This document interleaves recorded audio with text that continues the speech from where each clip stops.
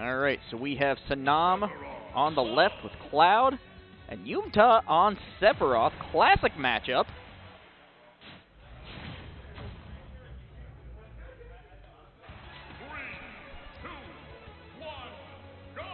And we're off. Lots of limit building there. Senam definitely taking advantage of really not getting a lot of contestants in that particular space. Pretty good lead currently for Senam as well.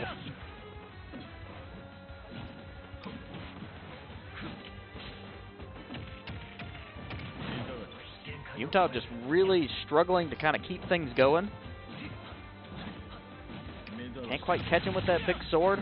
Ooh, but the limit break cross. Slash. Ooh, okay. Slinging him into the air. Senam currently at a stock lead. And a nice percentage lead as well. Limit break is almost charged. Yoom-Tah just trying to get any sort of hits. Nice reflect.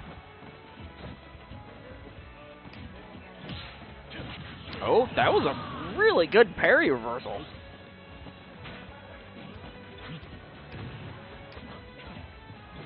It could technically go either way, but Yoom-Tah is in kind of a bad situation. 73%. Misfire on the blade beam from Senam. Limit break is available. That could kill. Yep, there you go. 2-1 in Senam's favor.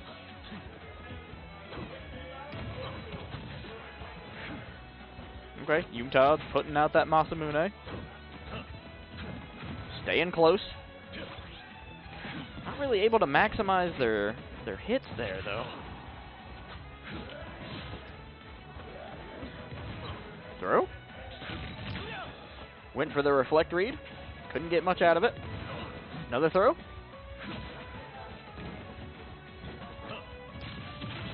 Interesting. The up B. Hits him with a little bit of that dark magic. Okay. Could lead to... Oh, that could be huge in Yoom-Tah for staying in this game.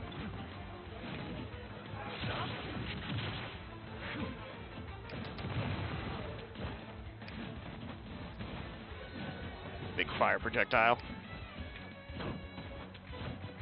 Lots of just trades and shields trying to get past defenses. Senam gets in there. Charges up that limit break just a little bit. Could be huge. Connects with the boot. A little bit more limit break, and he's got it. Limit break is on tap. Getting caught could be the end of it. And it's close. Yoom-Tah able to use a little DI to save himself.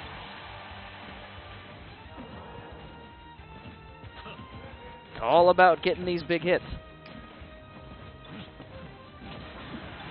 Ooh, Senam takes game one.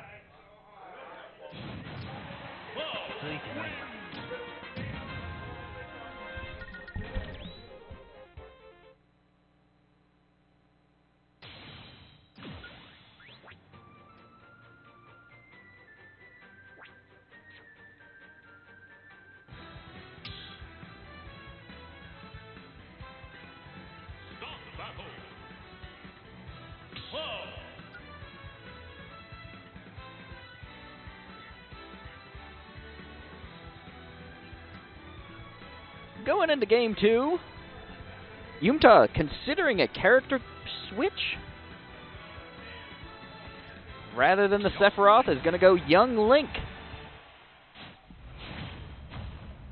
I like that pick a lot. Young Link is actually a character that I really enjoy as well. Lots of really fast-paced item spams. But Senam just being in control already. 57 on the board. Not a scratch on him. 81, 93. Ooh, Senam just really putting on a show. From 0 to stock. Senam showing a really excellent Cloud game tonight. Wow.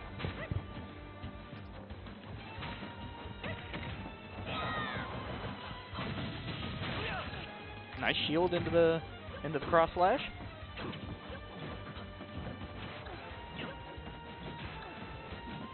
I'm taking advantage of that platform. Couldn't quite get that extra damage they wanted. Ooh! Catches the bomb. Yoom-Tah is really struggling to get early momentum in this match. That was pretty sick, though. Putting a little bit of damage on the board thanks to that platform, but gets knocked away. 3-1 lead for Senam, who is just really dominating in this matchup. Went for the Blade Beam. Parry off the Blade Beam. Yoom-Tah looking for just not a 3-stock situation.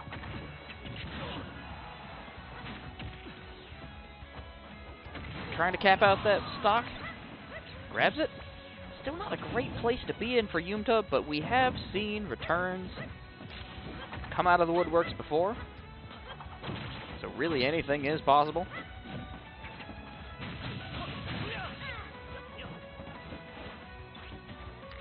Really nice movement from Senam overall. That was smart. Using that shield to get past the boomerang and getting the hit off.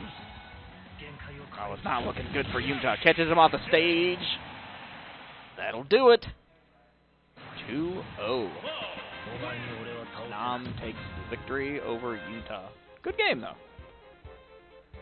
Really seemed like Yoom-Tah was trying to find an answer for the Cloud and just couldn't really come up with anything, but that's why we play.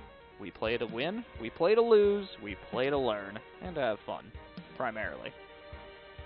So, great match. We'll get into another match here shortly. Check into the bracket here and see if anything is shaken up at all. Ashen, Dragoon, and Sands. Looks like they both had... Or no, Ashen, Dragoon had a bye. Sands took victory over Purple Rain 2-0. Who will then face Ashen, Dragoon. Stealth Pilot, Llomomo, a Hiss, Drip, and Disco all also have a bye. The rest of our matches are developing.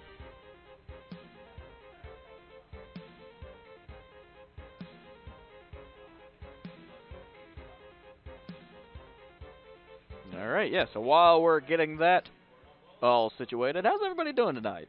Hope everything's going well. It's of course fairly chilly out here in the beautiful city of Minneapolis, Minnesota. Alright, next time stream we'll have Senam again versus 34, the 1 seed. Gotcha, yep. Right. Is that how he pronounces it, Senam? Is it Senam? I've been saying Senam. It might be Senam. It probably is Senam. If we get confirmation, let me know.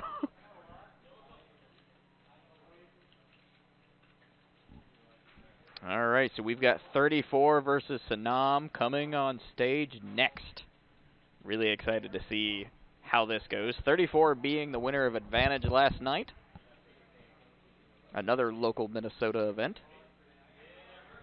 So we'll see what happens. Let's get into the action. We've got some setup going on. So I'll kind of spare you all those details. Alright, we're into character select. I'll see you on the other side. Let's go.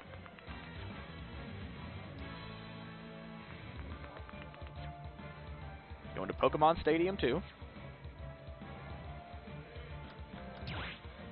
Alright, we are actually getting those controller setups, so let's pop back over here.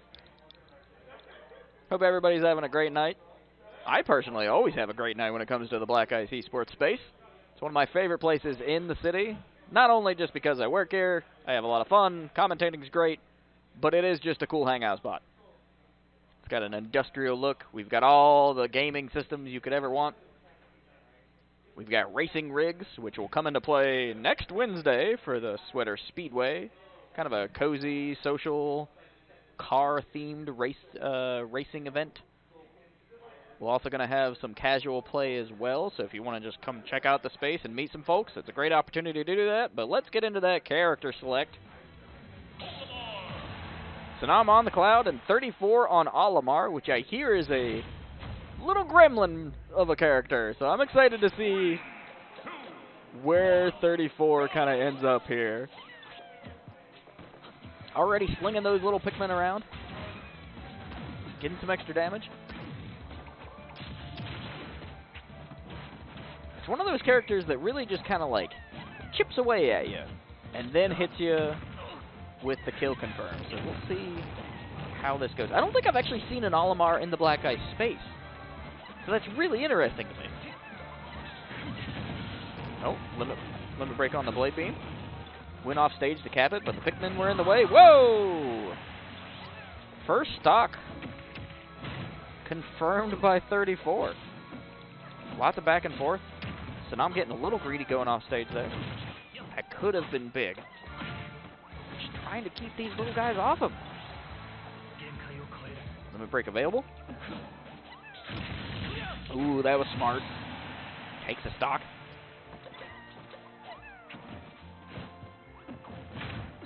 Throw. Into the picks. Getting a little bit of damage there on that edge. So I'm just trying to kill off these Pikmin. That's what you see those little ghosts coming around for. But of course, Olimar can pull some new ones out of the dirt. It's a character I've definitely seen in the tournament scene before, just not here at the space, so that's really interesting. Senam clearly kind of maybe even being confident against in this particular matchup. Went for the spot dodge, is going to eat it for that. Great opportunity seeker, 34. Really got a lot of mileage off that situation. Whoa, okay.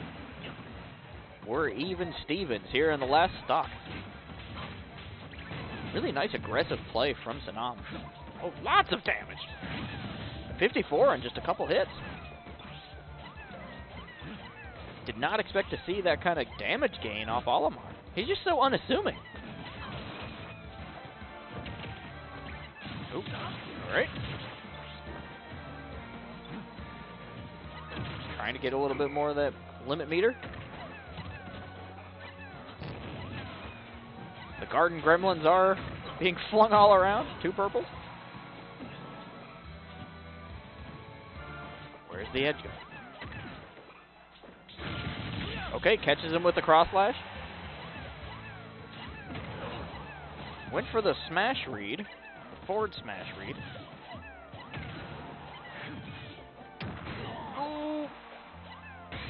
Oh, catches him with the little guy. Very close first game, but the first game will go to 34. All right. A victory on the Olimar. Definitely expected from the perspective that they probably are our first seed of the night, especially after winning advantage last night. 34 is definitely a player that is very skilled, came to win, maybe score 2 victories in a row, back to back. That could be huge. We'll see where game 2 ends up. I would like to see this one go all the way. I'd like to see that third game, personally. Senam out here trying to make a statement.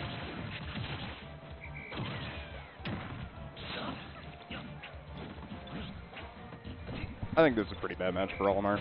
You think so? It was fairly even until the last little bit. I think that's one of the reasons why, maybe. I think this, when you're playing against a character, because Olimar is kind of like a sword character. He has a lot of disjointed hitboxes, and he can make use of his slight extended range, and he has a projectile because he can use Pikmin. Right. But when you're playing against a character who can invalidate your Pikmin that was smart. hitboxes, yeah.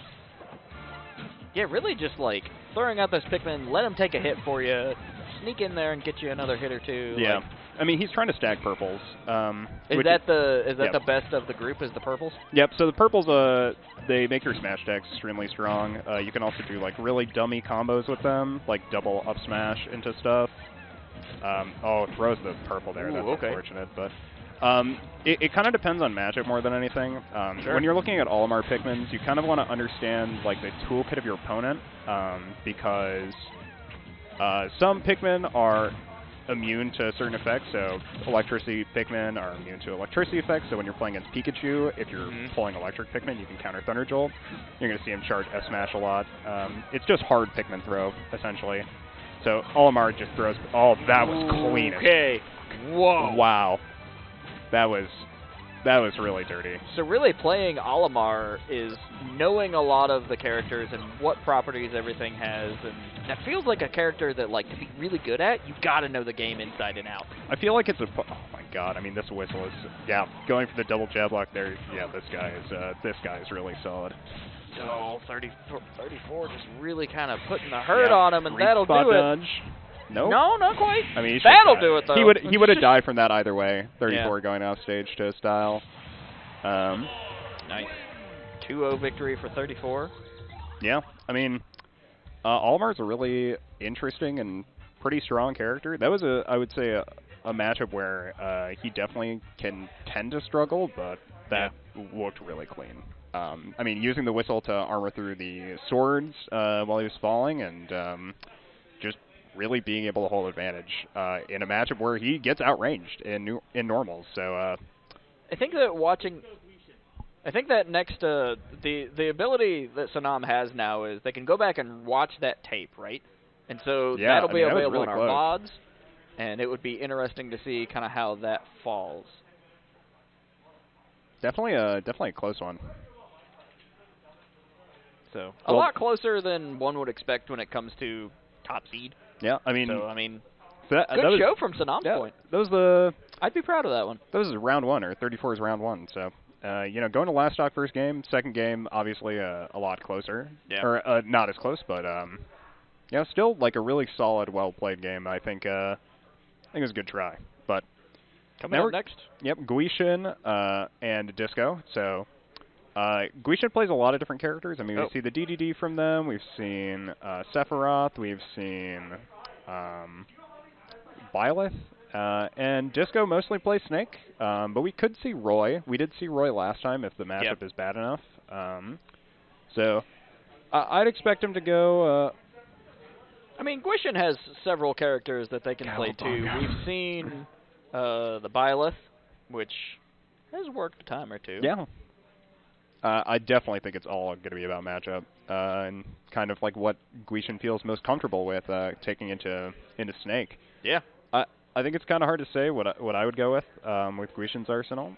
I could see Byleth maybe working. I feel like Byleth could kind of get stuffed. So depending on stage size. God, I wonder if Gwishin play. I mean, it would make sense for Gwishin to play hero, but Gentleman's PS2. We're always going to go to PS2 first. And if Disco's playing Snake, I'm already not liking this. If you're playing against Snake, and they're like, hey, you want to go to PS2? In my opinion, I feel like you should strike with that because holy cannoli, Snake on an open stage like that is just no fun to play against. Depending on your character choice, I suppose.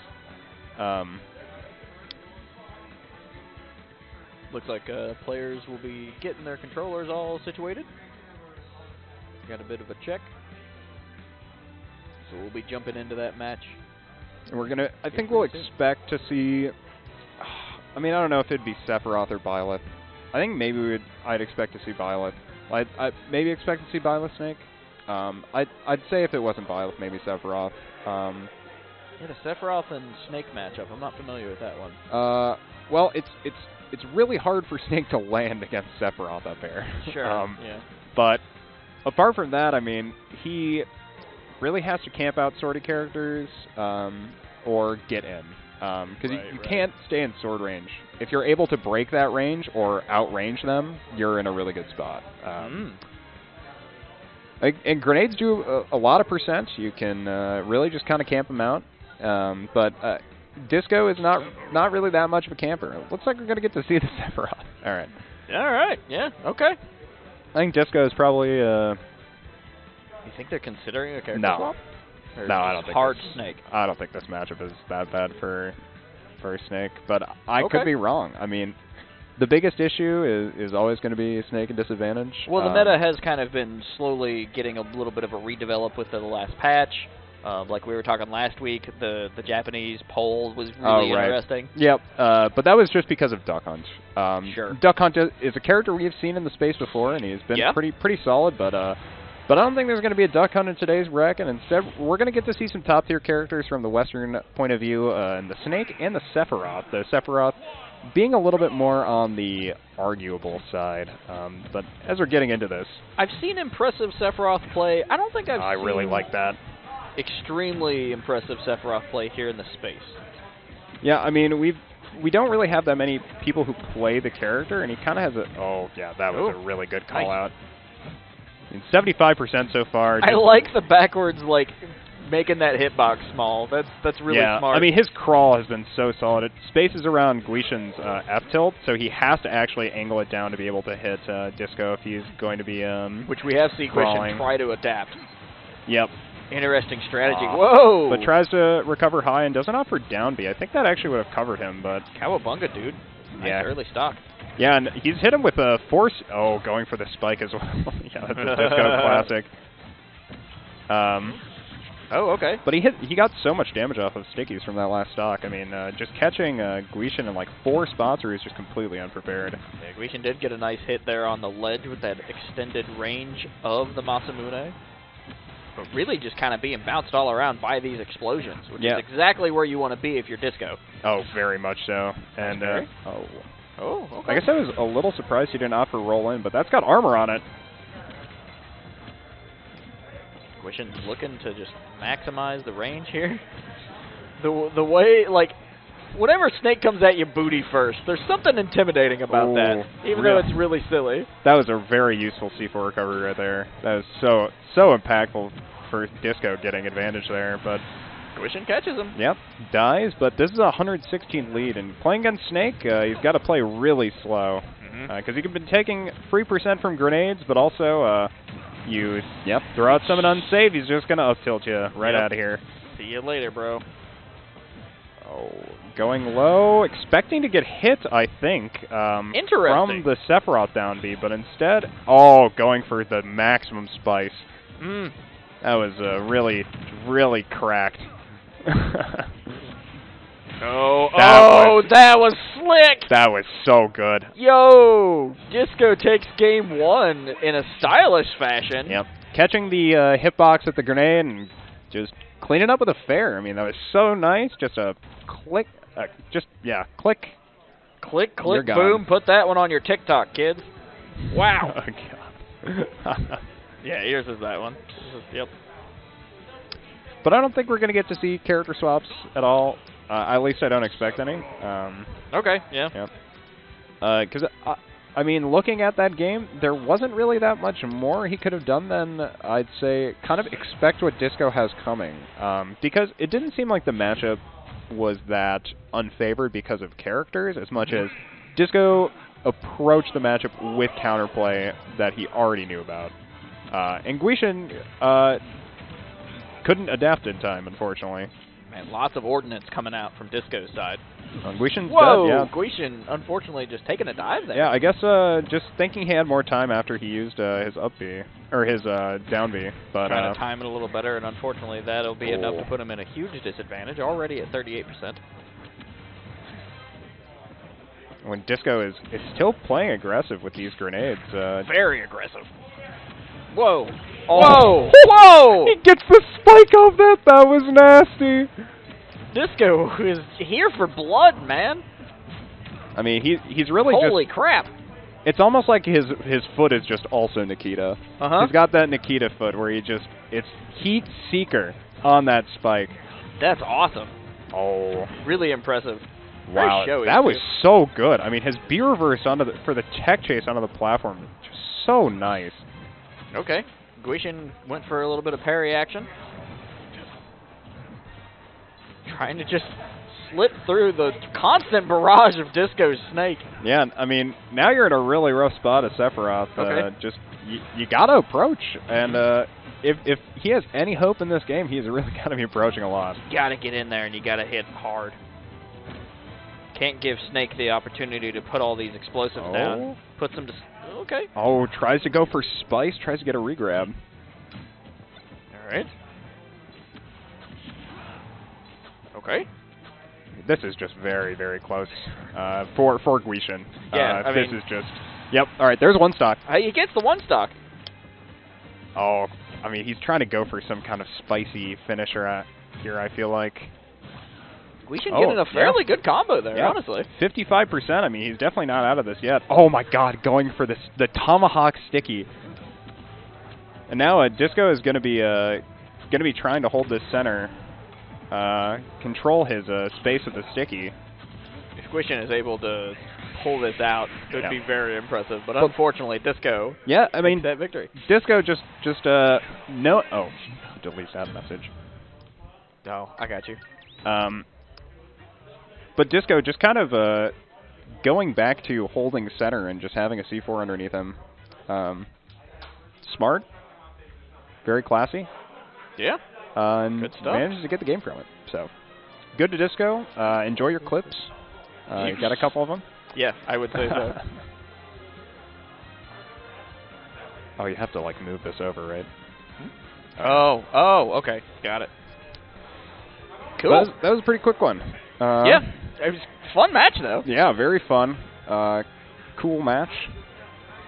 Like Disco will move on to face the winner of Drip and Winrow. Oh, so he's going to be maybe playing against Steve. Steve or Drip. Don't know who Drip plays, maybe. Yeah, I'm not. There's a couple new names in here that I'm not familiar with, like Camus or Natch, who you played. Yep, Natch plays Yoshi. Yoshi? Okay. Yep, I Ahis played very here. poorly. He's probably going to continue to play Yoshi. Yep. Ahis actually just getting a victory over Gaylord. Yep. Gaylord going into that loser's bracket. Actually, who's in losers right now? Gwishin, Yoom-Tah, Purple Rain, Gaylord and Spitz. You. We have a lot of people. Camus, Kami, Sans and Barb Nation, and Ufu. Next time stream will have 34 versus the Ashen Dragoon. 34 versus Ashen Dragoon. Thank you very much. This will be an exciting set. I mean, we get to see... I don't know who Ashen Dragoon plays, but... that sounds like they play an anime sword fighter. No offense, of course, if they're listening to the stream right now. It is just my interpretation at the outset. All I gotta say is I hope that they are familiar with the Legend of Dragoon on PS1. That's a question to ask, but we're going to be getting into watching some epic Olimar gaming, and I quite like this character, so I definitely don't mind getting to commentate him. It's a weird gremlin of a Smash character, so it's pretty fun to watch. Olimar is a lot like Game & Watch to me, where he's a character that has Ash Dragoon playing Richter, which is a good matchup for the Belmonts. Traditional zoners generally do a lot better against Olimar, because you can kind of trap him where he's a little bit weaker, but and that's in the range department, but into this already. So far... 34 off to a really massive start, but trading back, trying to trade with this. Not a whole lot of damage off of the holy water, unfortunately.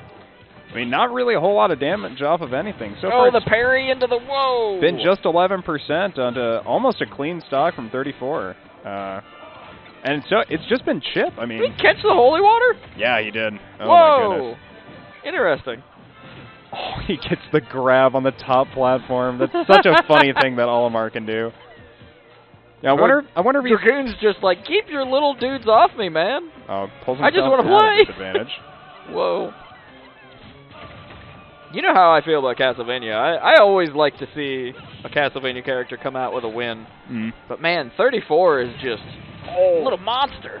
Big damage there. You want to be in this matchup. I mean, you really want to be using the Belmont's tools that can actually help them against Olimar. So, especially your dash attack can clear Pikmin off you. But so far, it's just been all 34. Just getting this purple, getting a lot of damage off of it, and going for these up smash combos. But yeah, he's going to be going for that dash attack to get out of disadvantage and to clear these Pikmin off him, because Olimar is kind of forced to trade up close against that option. But really good catches from 34 on that holy water. Yeah, I mean, he's clearing a lot of pressure for himself, and with not opting for the red setup at the very least instead. Oh, boomerang! They come back. Okay. Doesn't read the roll Dragoon get up. Oh. Goes for the axe. Yep, and this is, so right there is traditionally where Belmont would get a kill on Olimar, in the ledge trap. Yeah. Because he's forced to kind of recover in a a really specific way, and he doesn't have that many options on ledge if you can outrange him. That X is a great kill confirm, in my opinion. Yeah, if you can hit it, though, which is the issue. Takes a little accuracy. It's a pretty slow-moving projectile, but... Belmont's a gun. That's a 3-stock high percent here from 34. And although that matchup, I would say, is pretty solid for Belmont, not really able to get much done against 34. Just very consistent and neutral wins, just kind of knowing how his character puts on lots of percent, and doing it a lot. Ashen and Dragoon definitely having to take notes probably from that last match to maybe get something going. Now we're going to the second match. Once again, opting for the condiment color for the Richter Belmont. Mustard Richter. It's mustard and ketchup because he does have the accents, and already off to a lot of damage here from 34. I mean, 2 Pikmin getting hits, as well as a up smash combo will kind of do that to you. But man, I looked away and he's already got 78 on the board. What happened? Yeah, I mean, Olimar could just put on percent kind of like crazy. It's a little bit like Game & Watch, and he's got some explosive potential, that's for sure, in the right hand. But as you can see, I mean, this cross just eats Pikmin, which is one of the reasons that Richter is, I would say, going for favorable.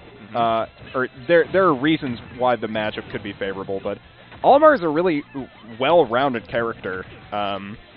So it's definitely kind of hard to see how you can get through 34's fundamentals in this set if you're Ashen Dragoon.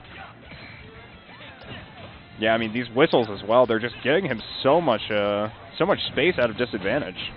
Okay, Dragoon taking a stock. That's big. Yep. Yeah.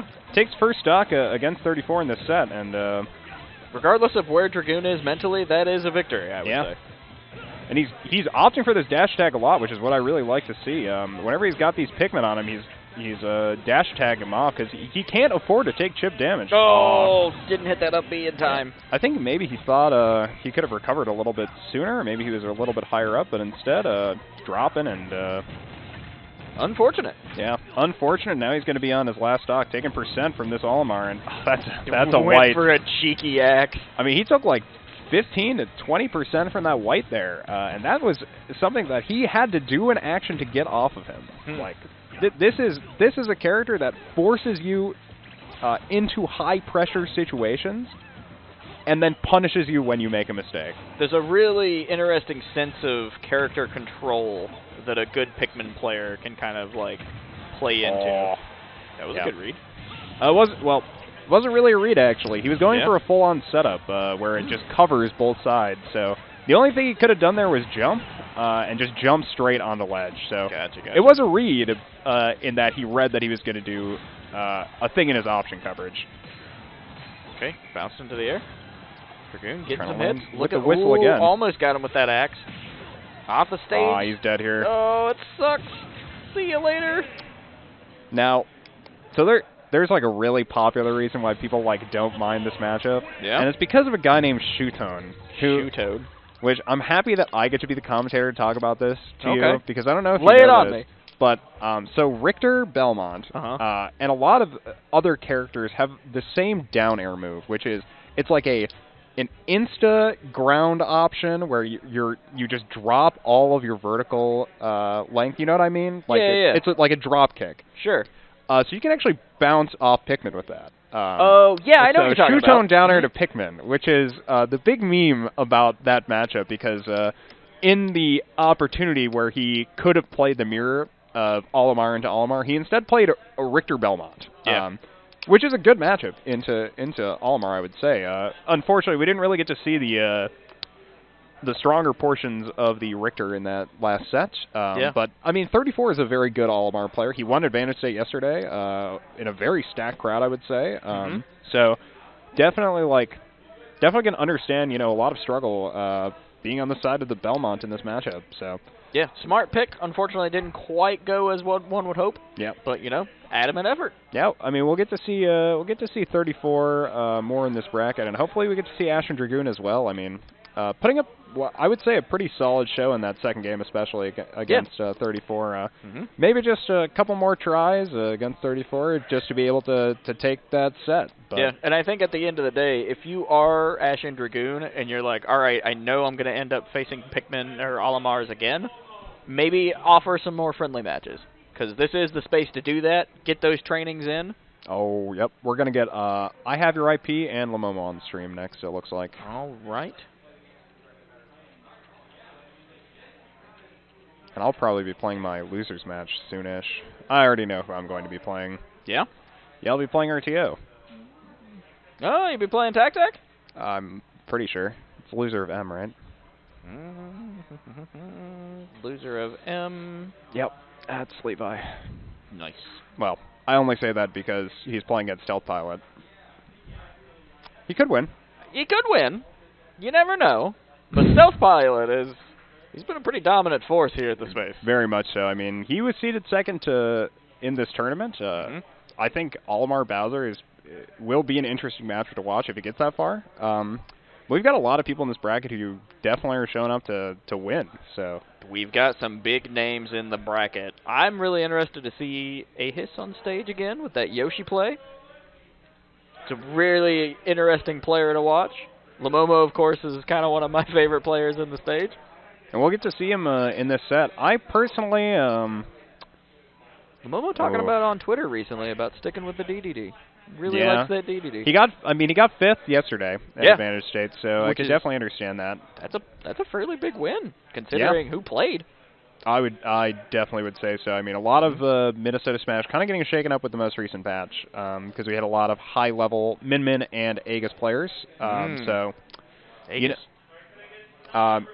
Pythra. Oh. Pyramithra. Pyramithra? Yeah. Gotcha. It's Aegis because it's the name of the sword, and you yeah, call him Pythra, but it's like, Aegis we don't want to be cooler. called Pythra. Which is fair. I mean, Pythra is kind of an annoying name. Yeah, I'm not a big fan of that, but I like the Aegis.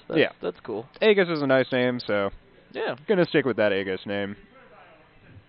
I can vibe with that. All right. Personally, I'd like to see Disco in this bracket. It'd be really funny. Yeah. I mean, he's gonna have to beat 34, though. I mean, I think 34 would probably win this bracket. Olimar is kind of a character that I imagine 34 really will at least get into grand finals. Oh, for sure. It'll be interesting once we get there, but I would almost bet that that's where we see the final bit of fisticuffs. God, it's actually really interesting because I think 34's worst matchup that's left in bracket. It's hard to say. It's either Disco or IHaveYourIP. So Olimar against Game & Watch. Oh my God, yes. He's not going to play He's not playing Banjo for the entire tournament. Don't get too heavy, but he's going to play it in either this way, we're here. Let's go. I really like watching IHaveYourIP versus Llomomo. Yeah, I mean, I really like his Banjo. It's so much fun to watch. He is just he plays very defensively. Capitalizes with those grenades, holds his ground really well. Controls the space. I think, for me, the thing that he does the best is he just really understands Banjo's limits. He understands what is bad about this character, what is good about him. I think one of the things that Kareem uses kind of a lot is he takes advantage of the fact that Banjo has really great run speed. Yeah. He can actually just have a crazy distance. Real quick. Like right there, we saw that double run with you pull the Kazooie out and get those little legs working. Yeah, but so far cover a lot of ground real fast. So far, just been a pretty, slow game. But with IHaveYourIP taking a pretty substantial percent advantage on this first stock. But heavy character, high percent does mean rage. So lots of rage here on this DDD. But he's gonna have to get in against this Banjo. And gets a little bit of upward momentum that way. Oh. Buys himself some time in the air with that grenade. You gotta watch that punch on Banjo, though. That hook is really the move that you're kind of looking for whenever you're in the air to capitalize on the final stock. See you later. Yep. Put him in the dirt, throw him in the sky. Yep, sticks that grenade on his shield to get himself a free grab, and that'll be the first stock in this game. And so far, IHaveYourIP off to a very consistent, or a start gained off of consistent advantages. Oh, great tomahawk there, but not really able to get much off it. Really just, like you said, understanding Banjo's ins and outs, and just playing, right? I mean, this is the guy who just is sad that Banjo is not good in this game. Kareem plays Game & Watch. I get you, man. I love Banjo. He plays Game & Watch not because there's not because there's anything particularly amazing about Mr. Game Watch, but mostly because this character is just bad. Yeah. But I mean, he's at 87% on this second stock, Llomomo. Get the Gordo away. With IHaveYourIP still just hanging on to this first stock, getting so much percent. I mean, this extra credit could add up to a whole other stock. The pressure. Ooh, close. And nice mash for Llomomo getting out of that. I mean, he's so consistently using these tomahawk options. It's so good. Ooh. As a character, like he's a character who pressures shields so much, and he uses tomahawk like a really good amount. Oh, nice play from Llomomo. Yeah, catching him with a close up tilt, and he's at 150 on this stock, so gonna be able to hold this rage. Might be able to try for an early kill. I mean, he could probably kill like 40 at the very least down ledge. But he's got to get there first. He's got to get in there, and the bear is a bruiser. Very much so, yeah. I mean, trying to go for something. I don't know how high percent you actually have to get a kill confirm out of that, because it is a very inconsistent option. But that's an interesting choice. It worked. Oh, there's that hook. Yep, gets the hook there, and it's another stock down for IHaveYourIP in this matchup. Oh. Wonder Wings to try to get himself in disadvantage, but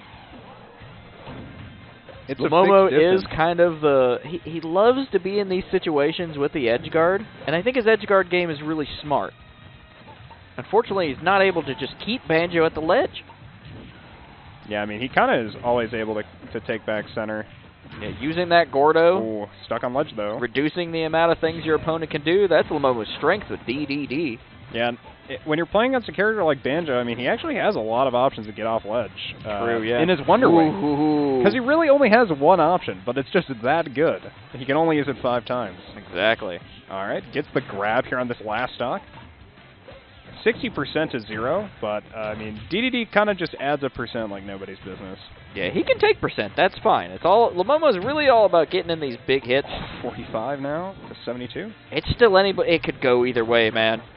I mean, this first game does so much to the outcome of the set. I mean, I don't know if Kareem opts for Banjo again, but I guess we'll see. Bouncing that egg off the platform, get a little bit more distance. Grenade, shield pressure, bounce the Gordo back. Smart move. Yeah, lots of projectiles to interact with that Gordo, so kind of hard to make some of the work there. Oh, roll behind. It's definitely a position that IHaveYourIP wants to be in. Trying to very close. Oh, catches the spot dodge. It's still either way. Grenade. Goes for a ledge trap.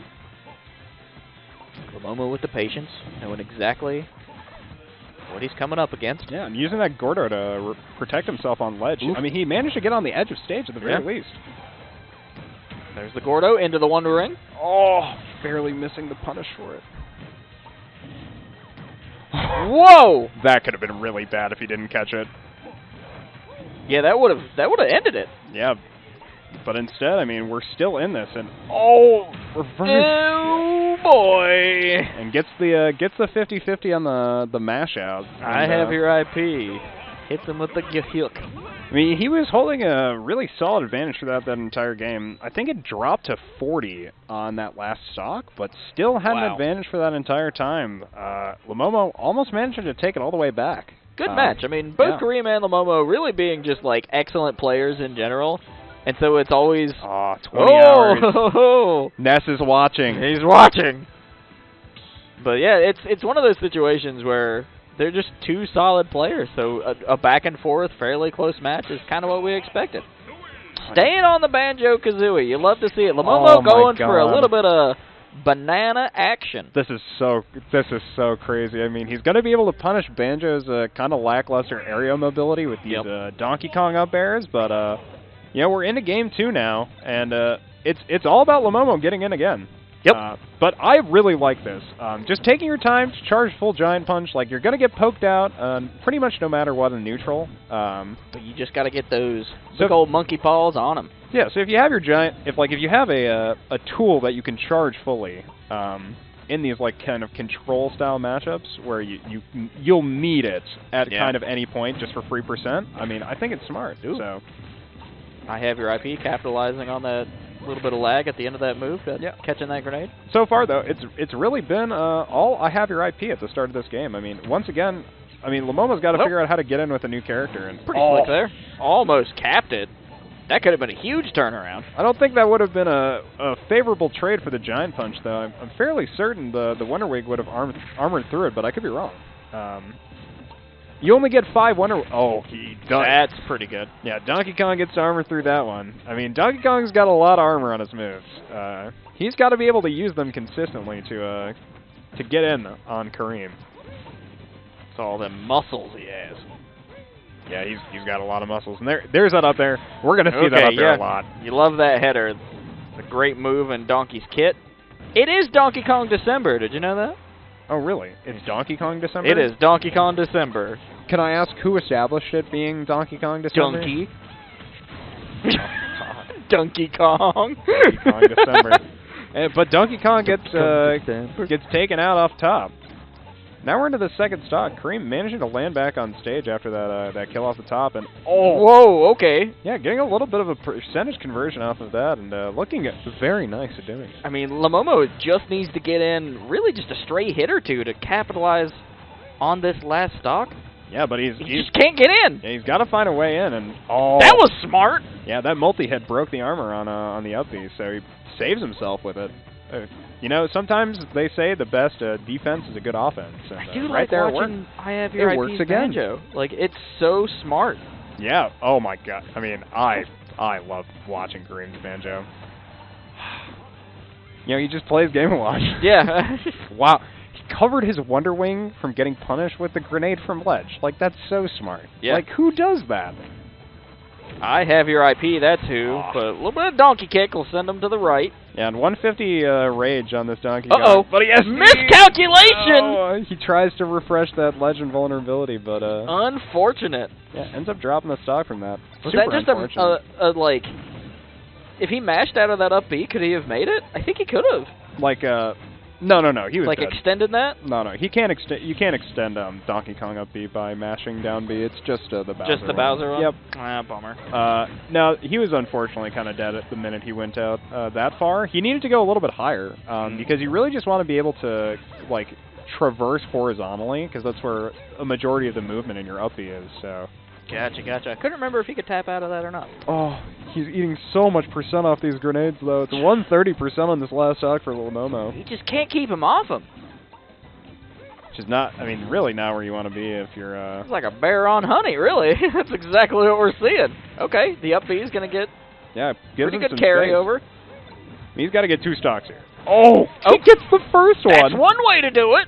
Yeah, 140 on the stock. I mean, Llomomo is... Clapped him into the air. Listen, he's technically and is still in this. Yeah. Oh, but that could be gone. Ooh, wow. Llomomo in a rough situation. Get off me. Slap him around. Root him a bit. Oh, hit him with the header. I mean, he's looking for, I'd say... Oh, whoa! Hold up. 50%, maybe. That almost killed, though. Wow. Yeah, that was super close. Yeah, he's at 80%. I mean, this is just... Oh, he's no! dead! Oh, no! Llomomo takes game 2! Wow, that is so incredible. I mean, he that just really pulled it around. Excellent turnaround. Yeah, 170%. I mean, that was a 2-stock comeback, too. That was so huge from Llomomo. Hey, put that one on your Instagram stories. Like, honestly, get that one tattooed on your body. Just like the freeze frame of it. Exactly. Hey, freeze frame. Yep. So we're going to be doing it our next monthly. We're going to be giving out tattoos of your favorite moments on stream. Get ready, audience. Honestly, you could pay me to get that to happen. Oh God, no. All right, going into it again. Probably. You gonna change colors? You gonna stay the pink one? I love it. Banjo Kazooie. I need to just get a kazoo for every time. Every time he comes in on the Banjo Kazooie. I don't understand this counterpick meta, if I'm being honest. Yeah? Well, we just played on Town and City, which was Llomomo's counterpick, and now we're playing on Town and City again, which is Kareem's counterpick? Now there is a change up on the platform arrangement. Is that That's the thing with Town and City. It'll have three. changes up every Yep. now and again? It has Okay. 3 different arrangements for platforms. One with no platforms, one with 2 side platforms that are a little bit lower, and then that setup. Oh, okay, and they move around. Yep. Gotcha. Okay, had a shield. Punish there on the Wonder Wing. All right. Makes sense. Yep. So far, I mean, That downward punch is going a sick lot on better Donkey for Kong. Llomomo overall. Bit of a trade. Ooh, slap him with the bird. Yeah, that F smash covers a lot of aerial space and able to take that kill. I mean, I think that's an option for Banjo-Kazooie that maybe people don't use super often. Oh, going for the Llomomo. ding dong. Ooh. Yeah. I mean, on this stage, you have Punish? pretty consistent platforms for Ding Dong. Yeah. With the side platforms and the middle platform, but I mean, it's at mid% for Banjo. No Interrupted Ding that, Dong is gonna kill. Interrupted that giant punch. Charge up. Yeah, I mean, Llomomo playing a lot more aggressively this round. I think he kind of has to. Well, he's forced to naturally, but I feel like his previous start was favorable for me. I really liked where he just took time to charge his giant punch at the start of the game because he knows that he has time. Like he is going to be taking the time because he's playing against Banjo-Kazooie, and this is going to be really annoying. Okay, right. just jumped off the ledge, Yep. throw him away. Rage, high percent, and a cargo F throw will take that first stock and Taking out the recycling, but pretty big percentage leads. Of course, Llomomo doesn't really panic under pressure, it seems. I mean, that last game definitely showed that. I mean, 170% on his last stock, and 160 on this one. He's really going to have to show his mettle in another game to be able to live on such high percent. There's certainly the damage potential on the Donkey Kong. That's going to be... Ooh, nice. going for a hard read to get the guaranteed kill. Almost. Could have been sick. I mean, that was... Oh, no. Gets countered. I mean, that was kind of a reversal. Llomomo searching for a quick stock here. Yeah, I almost wonder if the Bring F things smash back. still would have killed on the other side. Okay, oh, that that's might smart. kill. It's very close. Yep. Oh, but catches him out of the Wonder Wing. See you later. A great catch into a cargo down throw, and we're almost even on this last stock. Llomomo is once again just close this entire advantage. This is a great match, man. Yeah. I'm really enjoying this. I mean, these two players are very, very evenly matched. Definitely some of my favorite players to watch here in the space, and here they are putting on a really good matchup for us. Just lots of back and forth. Okay, carries him off, goes to the... Gets it for the Whoa! Oh, he gets the infinite recovery, so he actually recovers. Oh my goodness. Yep. So Banjo can Again? yeah, going for the F throw this time, and yeah, kills. Wow. Llomomo takes game 2. What a It's great game set. 3. It's game 3. I think that's actually it. game 3, that wins. Yeah, that's it. He gets 2. 2 on 1. Wow, that was so close. That was awesome. That was just so incredibly close, but Llomomo managed to clutch it out, and like that's a huge win. Yeah. Oh my God. I have your IP. Maybe ducking out for a bathroom break or something. I mean, after that, oh my God, I would definitely want to take a breather. Yeah, that was cool. That was so close. Really, really good match in my opinion, honestly. Yeah, I mean those grounds were pretty critical in Llomomo taking that set. Like, I mean, getting 2 KOs at least, like. Yeah. Tons of percent as well off the ground. I mean, near the start he was just using the pressure shield, but eventually it just became so much more. I have your IP's recovery there at the end. It was really, really cool. Do I just pull you out front and put ourselves on screen? Because Disco is volunteered to fill in for you. Yeah, that'll work. Yeah, bring on Disco. Yeah, let's do it. All right, so good luck to you, Ben. I'm sure it'll be a lot of fun. I'm sure I'll have a great time. Go put a win on the board for us. No matter what Black Ice wins, because TacTac can win. That's a good point. It's 2 Black Eyes players. We're gonna have TacTac, our TO. Disco? All right, man. Come join me. You are? I'm Alex. Alex. All right. Call me Will, call me Disco, call me dumbass. I've heard it all. We'll go with whatever you want, man. So did you get that on? You are good to go? These are nice headsets. Yeah, hello, hello. Welcome to the commentators booth. stream. I have Disco here with me. Disco, you play... I play Snake. Snake. You saw we did me see you earlier. Yep. With the fair setups, yeah, you know, I kind of like those. Snake is a dirty, dirty character. Don't- It's really, really fun to watch, though. Don't put your hitboxes above the ledge, folks. Then you won't pop the nade, and then you won't blow up and die. All right, so here soon we are going to have Bondude and TacTac.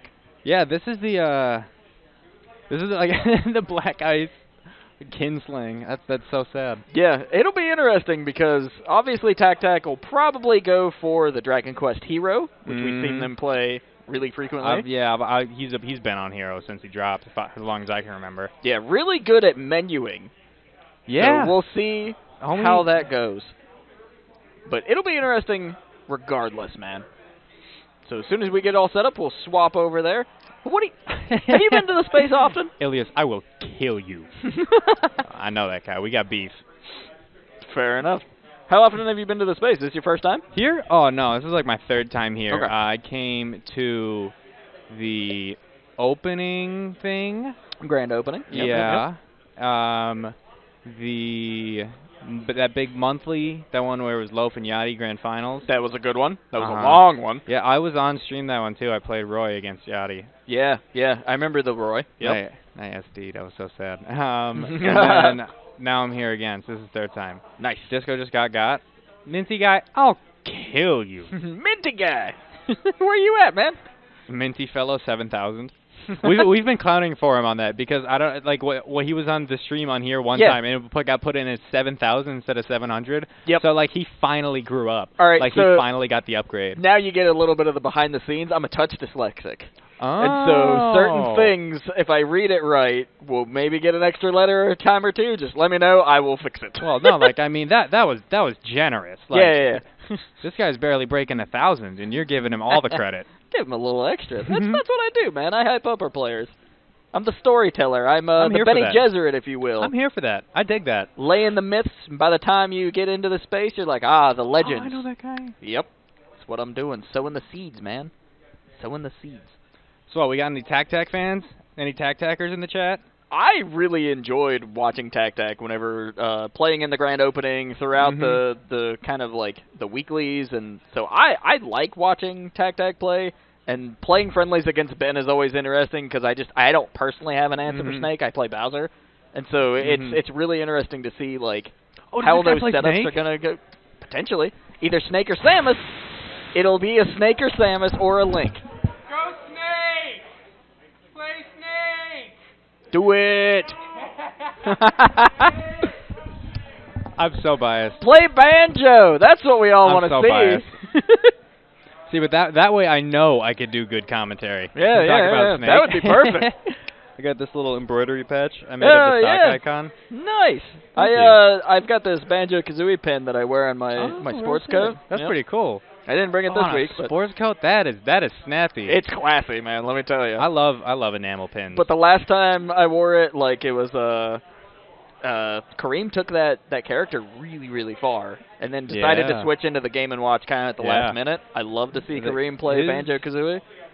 Oh man, I remember Banjo was his thing pre-COVID. Yeah. I'm trying to remember who he played before that. Plays a lot of Game & Watch as well. I know he plays Game & Watch now, but that was a new thing. Yeah. That was towards the end of the pre-COVID era, and then Game & Watch really came into fashion when he got right here. Mics are fuzzy right now. Yeah, there's something to do with the audio board that we're not real sure what the fix is. It's been like brought to our tech team. Tech team at least know about it. Drip ruined it. They will potentially go in and fix that between now and the beginning of January, I'm kind of hoping, because we have that like week or two break, and so that's a great opportunity to kind of like reevaluate things, figure out what works, what doesn't. Post up and chill, do a little bit of troubleshooting. Yep. Yeah, this venue is already incredible. Yeah. And from a famously cynical asshole, y'all got to come out here. This place is great. Yeah. Seriously. They got like sound for all the setups. They're like gaming monitors. They got those comfy chairs. The stream setup, you get your own monitor and speakers and everything. Let's go! We got Snake. All right, we got Snake. Hard bias. Versus Hero. All right, let's go, Bondude. Let's go, Bondude. I got to swap this around. Disco, thank you so much for joining me tonight, man. Oh, happily. This is going to be fun. Happily. Ooh, and they go to the little fancy stage here, too. Oh, he puts it on the freeze frame special. This is a Black Ice production. Oh, Black Ice. Yeah, that's on your top 8 graphics. We got content now. Oh, and this one's for the TikToks. And right as we get into it, we see TacTac opening up the menu and getting bounce. What a... Ooh, do you see him outrun that Kaboom, the little windbug? He was hilarious. coming for it. Good down air to cover that spot dodge coming out of Bondude here. Definitely at a disadvantage currently, up in the air. And TacTac is making really good use. One of Hero's huge... Ooh! Whoa! He got discoed. Auto timer C4. Yeah, one of Hero's really big tools in this matchup is that level 2 side B because it goes so far and it pops nades. So if you catch Snake pulling, that hits him for 35, and then you get advantage. So TacTac definitely just like maximizing hits, only really throwing out spells when he knows it's going to connect. So you can use those efficiently. That is a great use of your mana. You want your Accelerados, you want your bounce, and you want those level 2 side Bs. Definitely a character we see a lot of like high-level Japanese characters kind of gravitate to. Yeah. Because of the like legacy of Dragon Quest. And so it's really interesting to see just like people learn this character because he is fairly complex. Yeah, when there's like any random elements, you kind of have to calculate for things that you might not know happen. There's a lot of thinking on the fly, like, and a lot of you have to recognize situations quickly. Which I think makes the character really interesting and exciting for players like TacTac. Oh my god! See, and as a spectator too. Oh my no. god! He got discoed again. Oh no, Bondude! Someone get me out of the booth. I got cursed. You've commentator cursed him, dude. Oh, there we go. Yeah, get up, Tilted. Let's go. Let's go. All right. And now here's the thing. Snake is an excellent comeback character. Yeah, I believe it. Oh, yeah. No, Snake is beautiful at making comebacks. You get dash attack, grenade, forward air. That's a stock. Ooh, you can make it. No, he's fine. He's fine. He's got C4. Oh, he didn't even need it. Oh, but now TacTac with a bounce. I want to see more down tilts out of Bondude here because when you're crawling on the ground, you'll go under Hero's level 2 side B. Oh, yeah. I saw you utilize that against Sephiroth. When, you were a lot. Snake's crouch is the biggest vertical hitbox reduction in the entire game. Wow. His vertical hitbox shrinks to 11% of its original size. Wow, that's incredible. Yeah. He really hits the dirt. Oh, yeah.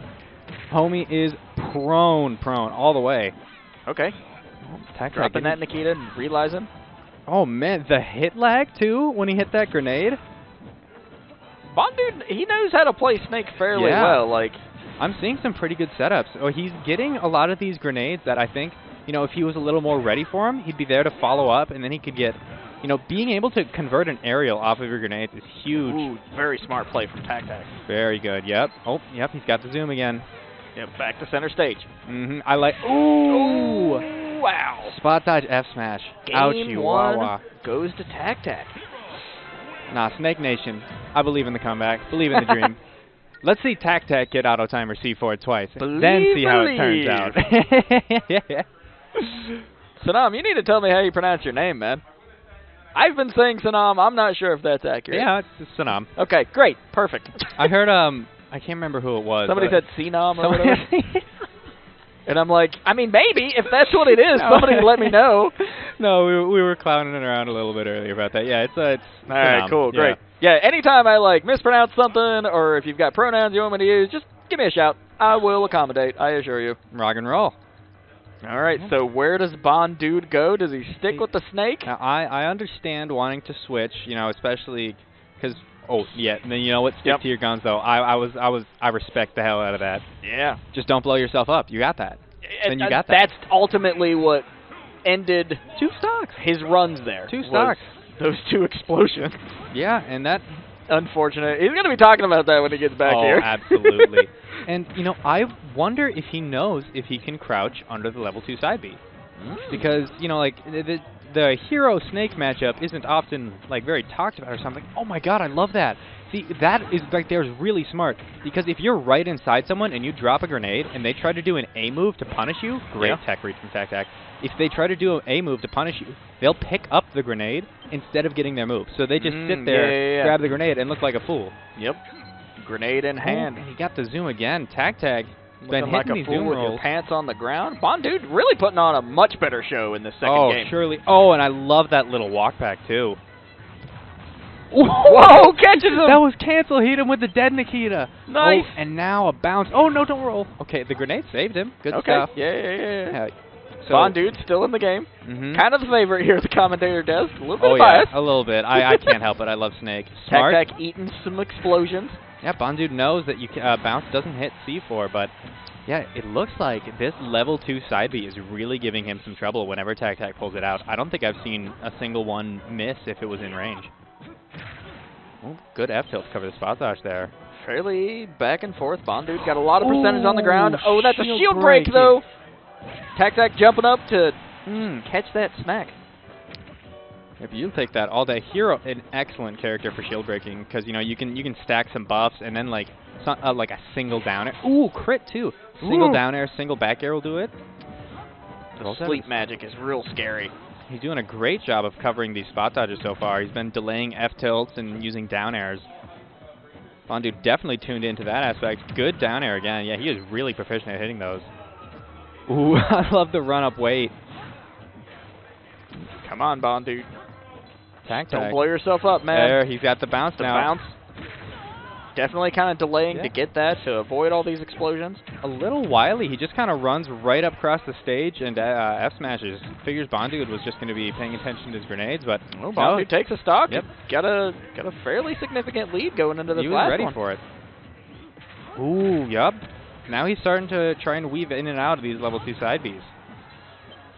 I don't know. I don't think he knows you can crouch him. Because crawling is really nice in this matchup because you go under Rising Fair, you go under Rising Nair, you go under all the fireballs too. Yeah, sure. Might be a bit of insight we'll have to sneak his way. I can't remember if you go under Sizz. A little too far. Bounces online. TacTac sending those grenades back to sender. Just healing up. Yeah, and I like this. You know, you can play bounce really passively. Just kind of let Hero chase you. You want to pull as little grenades as possible. The only grenades you want are the ones for movement. Ooh, now TacTac starting to stack these buffs. With Bondude at the percent he is, that's got to be scary. TacTac, a lot of moves will kill here. Ooh, including that fireball snipe. Whoa. He caught him sleeping, pulling grenades. Oh, I love that. That was smart. I love grenade throw combos. Definitely a little bit of spicy action from Bondude. Great frame trap. He's delaying that jab there to cover the spot dodge with the grenade. Okay.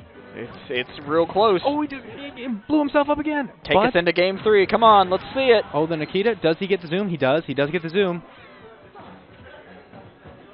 Oh, misses the throw. Just barely whiffs it. He's got bounce. Don't pull. Don't pull. C4. C4, he's right below it. C4. Oh, it's like a... Oh! Okay. Oh! Bondude takes the game. I was so nervous. You saw the C4 was... Yeah. Neither of them knew. Oh, boy. Man. Really close match, though. Yeah. That was fun. Yeah, you see, look, Bondude kind of got some heat when he's not blowing up. Yep. He's a good player. He's been playing this game a long time. Definitely the type of person to, like, really study matchups and a lot of the various, like, tools and options that each character has. He's a bit of an encyclopedia. That's why I like having him here at my side. Yeah, I love to hear that because I'm like that exclusively for Snake. Yeah. So... Probably one of the most surgical players I've seen is Thor. Thor definitely has that, like... It feels like he's got a wiki in the back of his eyes or something. Like, I used to drive Thor to Advantage State because before I moved out for school, we lived really close to each other, and it was a long ride. It was like a 40-minute drive, traffic and everything. Character swap from Bondude, going for the Fusion Suit Samus. I'm just gonna real quick. Thor talked about just cross slash for 40 minutes. That sounds about right. Yeah. No, from what I've gathered on that player, that sounds really on brand. Different and actual information. Like, he wasn't just talking out his ass. Like, that was real. So I produce our podcast, which is soon to be released. The first episode is finished. Now I know that if I bring Thor on, to be prepared. Yeah, good luck getting a word in edgewise. Yep. Hey, useful information, though. I mean, true. Bondude actually, like, looking pretty solid right now. Samus looking clean. And you know what? Like, switching characters like that when you win is already weird. Yeah. And then, it's got to be a stage thing. Even though most Snakes like Lilad, maybe he just likes it with Samus better. He does like Samus. I know that we've played Samus friendlies before, and he's definitely really skilled about hitting those down throws. Yeah. His Samus looks like it's kind of got the smoke, too. Yeah. Bondude might just run away with this one. I could see that. And is that an upset technically by seeding? I think by seeding it would be an upset. It would be sick. He's going to have to get through TacTac, though, and TacTac is a very skilled player. True. And he's got the bounce now, too. The bounce. Yeah, it looks like Bondude has definitely, in the past, struggled with, like, when TacTac's got bounce or those level 2 side Bs. Saw the hesitation there. Almost went for a missile. Oh, great bombs at the ledge. Covered his air dodge. Okay. Forward smash takes the stock. Respectable. Cleans it up there. Just keep away from that bounce. That's all we need. The other thing that I've noticed about Bondude's Samus play is he's really good about getting those mid-level charges. Doesn't necessarily need a full charge. Like the half-charge combos, those are key. Oh, and he's got TacTac without a jump here. Oh, but TacTac's got bounce. That is a shame. If you've got someone out there without a jump with Samus, you can really snipe him.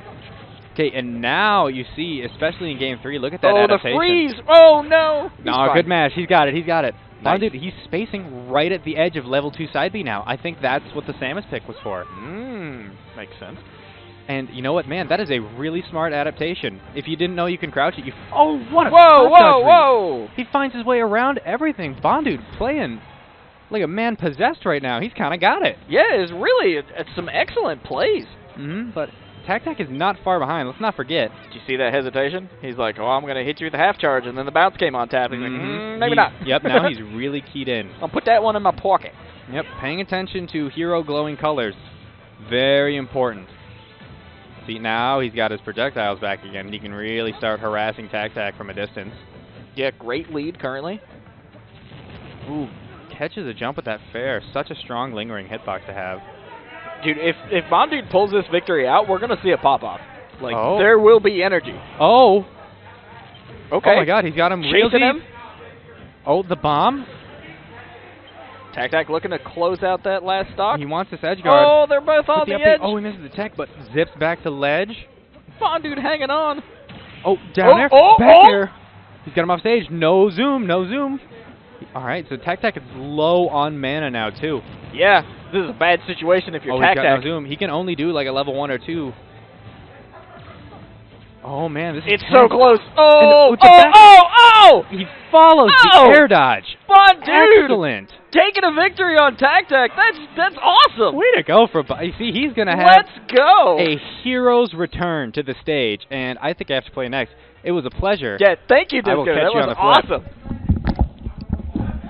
Hell yes. That is a Black Ice show starting out on the freeze frame stage. Bondude getting the victory with Snake and with Samus. What a great match. That was awesome. Here comes the conquering hero. Da, da, da, da, da, da, da. I want somebody to clip that entire first game for me where I died in my C4 3 times because that was fucking hysterical. I was laughing up there and I was like, I'm so pissed. He keeps getting blown up on his own, and then he's like, man, if Bondude can just not blow himself up, I think he's on a roll here. I don't know about that. I think you're probably right, but also, shit. I really did be blowing myself up, huh? GG's, y'all. That was a good one. Yeah, you know, I don't really play that game that much currently, so I felt definitely pretty bad about my performance. But it worked out. Yeah, it was okay. I mean, when he switched to Lylat, I was like, Snake is really fucking broken on Lylat, but I'm just gonna play Samus because I like Lylat a lot for that character. Yeah. She can. So slanted platforms are really gross for Samus. Any bit of the charge shot that is on the slant is going to count as a hitbox, so it is just really hard to stand on platforms. Yeah. And kind of anywhere. But he got bounced 4 times on Lylat. But I saw you very smartly not throw out those projectiles when you saw me on. camp? You're goddamn right I saw you just like pull out the missiles and go, maybe not. You saw me just run to the other side of the stage when he had bounce on him? Fuck. Or whenever he really threw out do the kaboom and you're like, nope. Oh, I want to clip the last kaboom I got hit by because I've never been sucked vertically upward by kaboom before, and I got sucked up vertically by kaboom. This move is so stupid.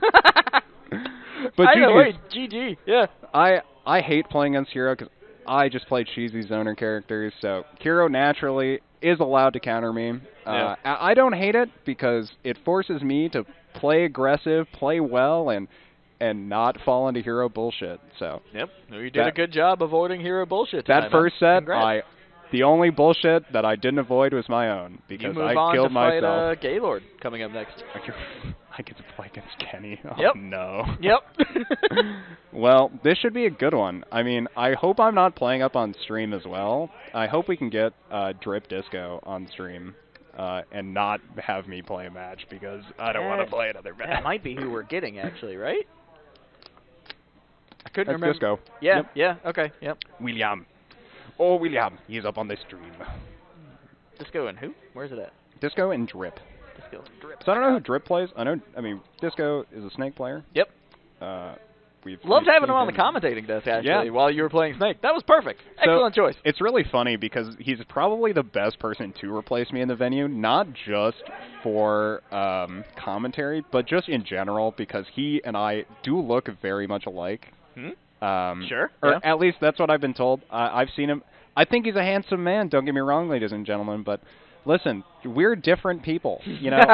There's two different people happening here. When you look at your own mug every day, you kind of have a good feeling about when you're not another person. You know what I mean? But yeah. But you know, this guy definitely. I mean, he showed up. William, Disco. Well, I'm pretty sure his name is William. Yeah, he said it as well. Yep.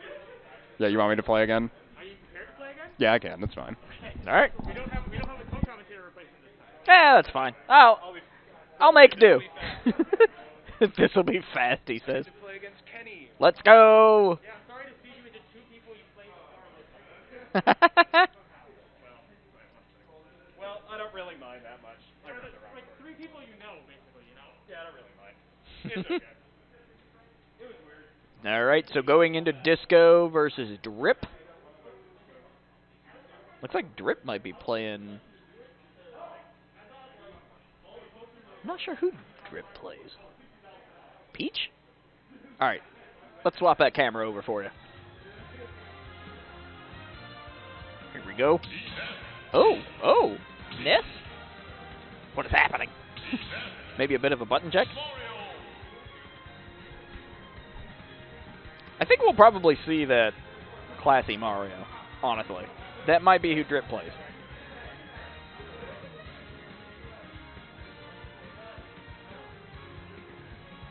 We'll get confirmation from the TO here shortly. Yep, and that's exactly where we're going to end up here. Drip on the classy Mario, Disco on the Snake. We'll see how it goes. Getting a lot of Snake players up here in the commentator booth. That's actually kind of funny. All right. Nice control from Disco. Hitting those explosions. Drip, really excellent movement, actually. Hold up. Gets stunned into the grenade. Ooh, okay. In the air. All right. All right. Whoa, whoa, whoa. Disco hitting him with some boots. Definitely really enjoying the Mario movement here. That's really fairly impressive. Catches with the last hit with that down B. Yeah, this is going to be a really interesting match, I feel. Nikita. Really even percentage across the board. I'll see you later, though. Disco taking that first stock. Drip looking for an answer, trying to catch him. Out of that up B. Disco just stalling, really, trying to get a bunch of explosions on the ground. Lots of shield pressure, very low shield.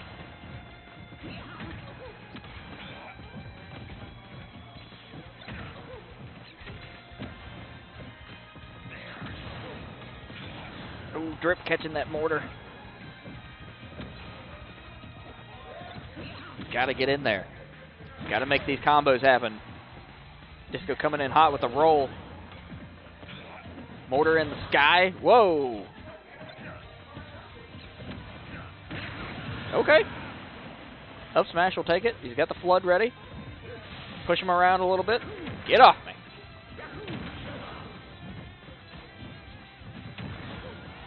Disco definitely in the lead. 2 stocks ahead. Or 1 stock ahead.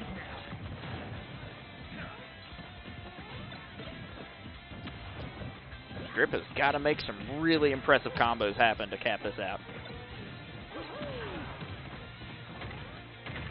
Disco exploding himself a little bit. It's what he referred to as the Disco special. His words, not mine. Almost got him with that axe kick. Okay. That's the sort of platform situation that Mario wants to be in.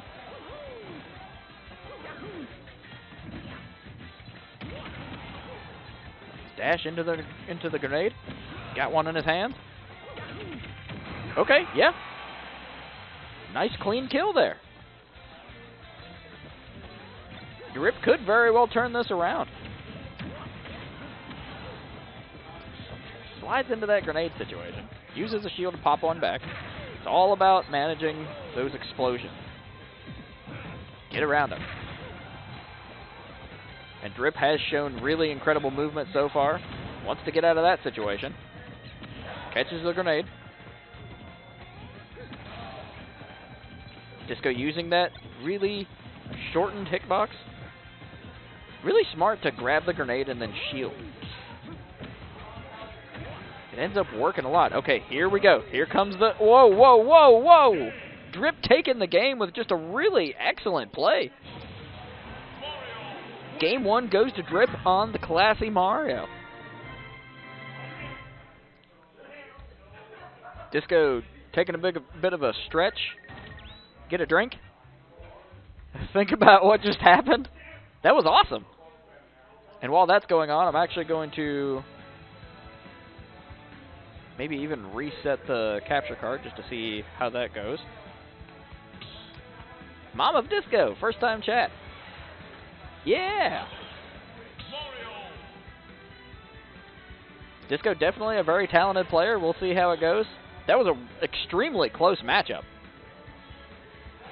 Drip really just kind of got in a great position to make that combo happen. Excellent use of the platforms on Pokemon Stadium 2. So it really could have went either way. Game 2, Disco versus Drip.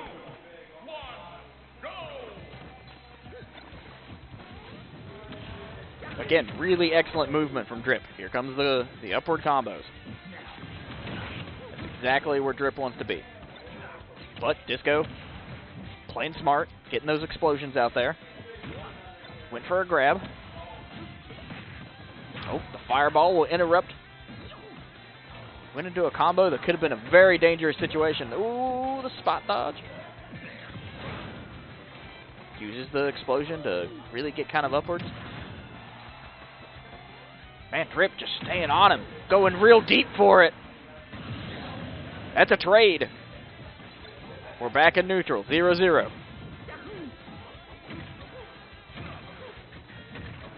Nice timing. Disco going for just some really solid moves. Oh, that was smart. Seizing the opportunity there with those explosions. Drip looking to interrupt with those fireballs and get in on the combos. The upward throw is definitely going to result in a lot of damage. Oh, no! Disco sent to the back of the board. 2-1 Drip lead. This may be one of the first times Drip has shown up in this venue. I don't think I'm familiar with it. The Mario game is really solid. The movement is just really clean. Oh, that's... The combo potential is definitely what Disco wants to kind of like avoid here. Because when given the opportunity, Drip goes in hard. We are 1 stock left. Disco with the 50%. Drip with the 0. Drip coming in. Trying to make those combos happen. Smart play from Disco. Setting up the ledge. Going for the explosion. Almost caught him with that cross chop. That could have been huge, Paladon with the explosion. Just missed that platform, too. That throw into the laid down trap would have been huge. It's still really anybody's game. He catches him. Disco takes game 2. We are 1-1. Excellent, excellent match. Sticking with Pokemon Stadium 2. Interesting. Seemed like that's a stage that Drip was really kind of commanding. But Disco, confident enough. Stay in the course.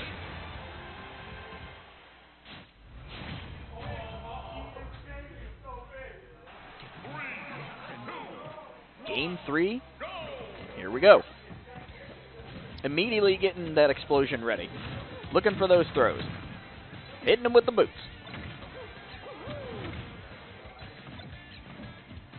Really solid, aggressive gameplay right now from Disco. Grenade is out. He's sneaking. Snake in the grass. Oh, the platform catches him. You gotta remember it's there. Disco on a good lead currently, but here comes the Mario combos. They're dangerous. When Drip gets in, he gets in hard.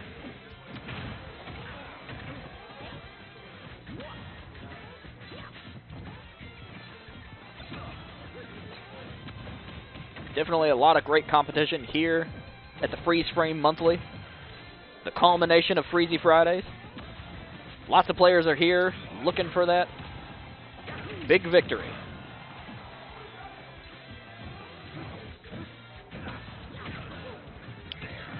Smart play from Disco. Just keep throwing out those attacks. It ended up working out. Grenade available. Whoa, all right. Disco really putting on a far more aggressive, really impressive Game 3. That parry could have been huge, though.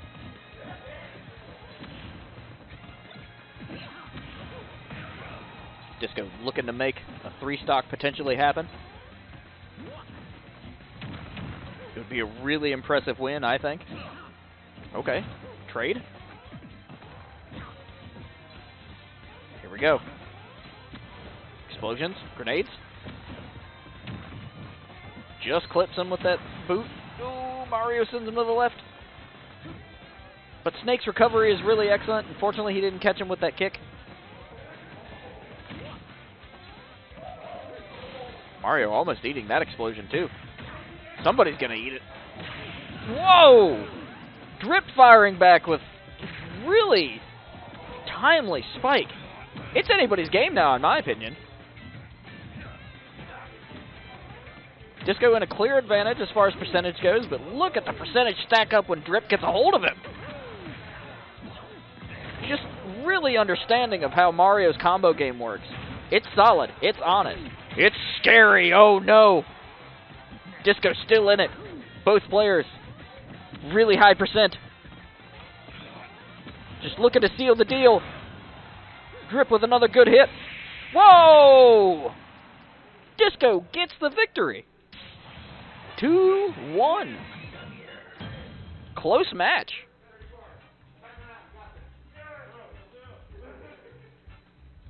Excellently done.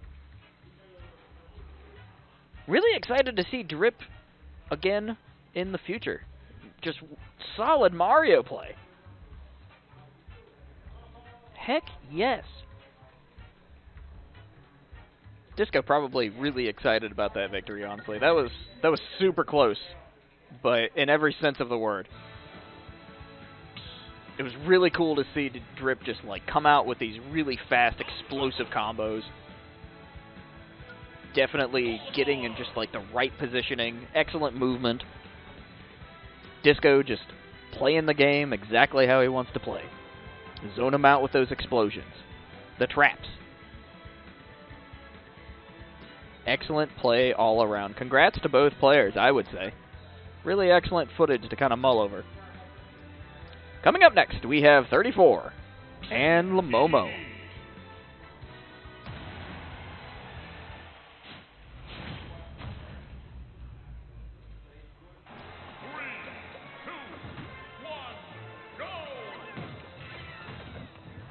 All right, we're already into it. Our players have their setups. They're ready to go.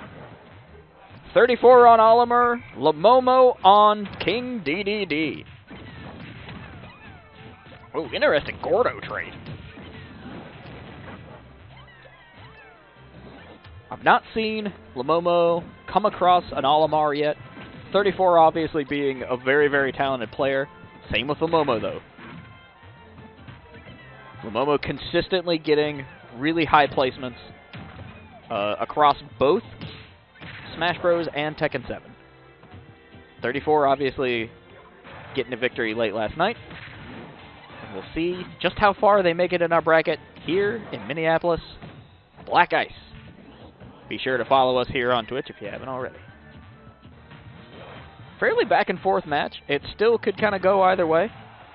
Llomomo doesn't mind being in these high percent situations. It just means bigger damage. Ooh, with 34 throws him to the sky.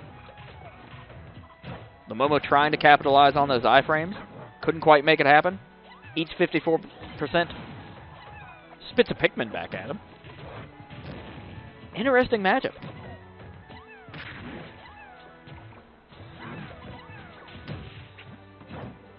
Just lots of back and forth. Really excellent shield placements. 34. Went for the forward smash. Llomomo with that dash move edge guard is scary. Going in deep for these kills. Can't quite make it happen. But Llomomo just really wanting to put the hurt on Olimar.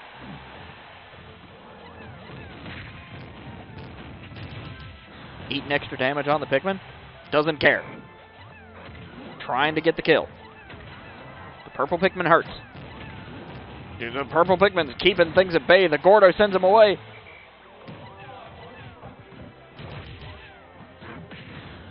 Okay, neutral air. Where's it going? All right. Llomomo keeps knocking him off. Can't get the finish. Look at the percentage on Olimar, but the Gordo will send it nearly 200%. Bondude back to the stage. Sure am. You want to talk about it? You all right? Yeah, I'm fine. Okay. I played in bracket. Okay. The fuck, Alex? I'm just saying. I don't know the result of the match. Llomomo just spinning the hammer. Come at me. Oh! Not able to make space, though, and caught off stage.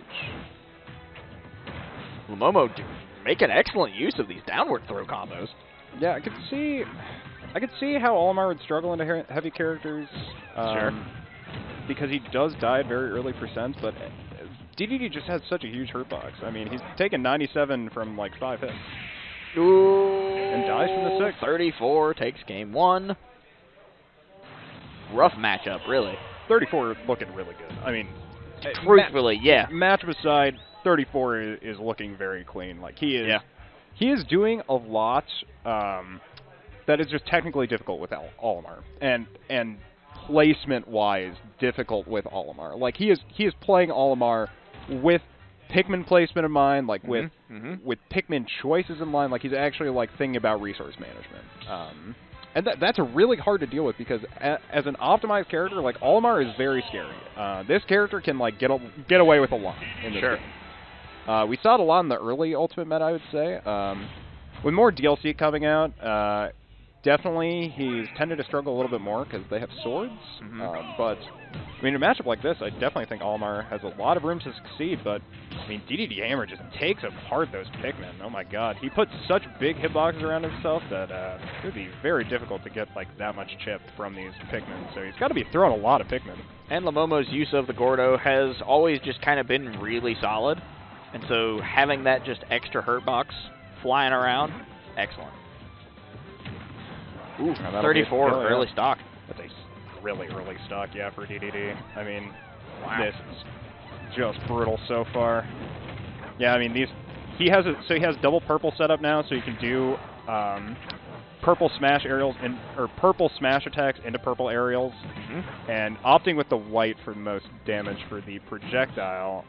White is also okay. Yeah, another quick stock. I mean, like his setup is for maximum damage. The white does the most damage being thrown, and it gives you additional range. So if you go for a grab, it gives you additional range on your grab. If you go for smash attacks and stuff, it's lots of additional range stuff. So really just a great position for 34 to be in. Oh my god, yeah. I mean, he's 2 stocks up. Oh god, gets the shield break. Ooh, off that the was stage. Disgusting. Oh, no. Wow. Really sad way to go for Llomomo, but 34 just coming in swinging, really. I I mean mean this match should be first to 3. Yes, but god, So those we'll- purples were brutal. We'll see how the rest of the set goes, but man, that was rough. It's purples, man. Those purples are frickin' brutal.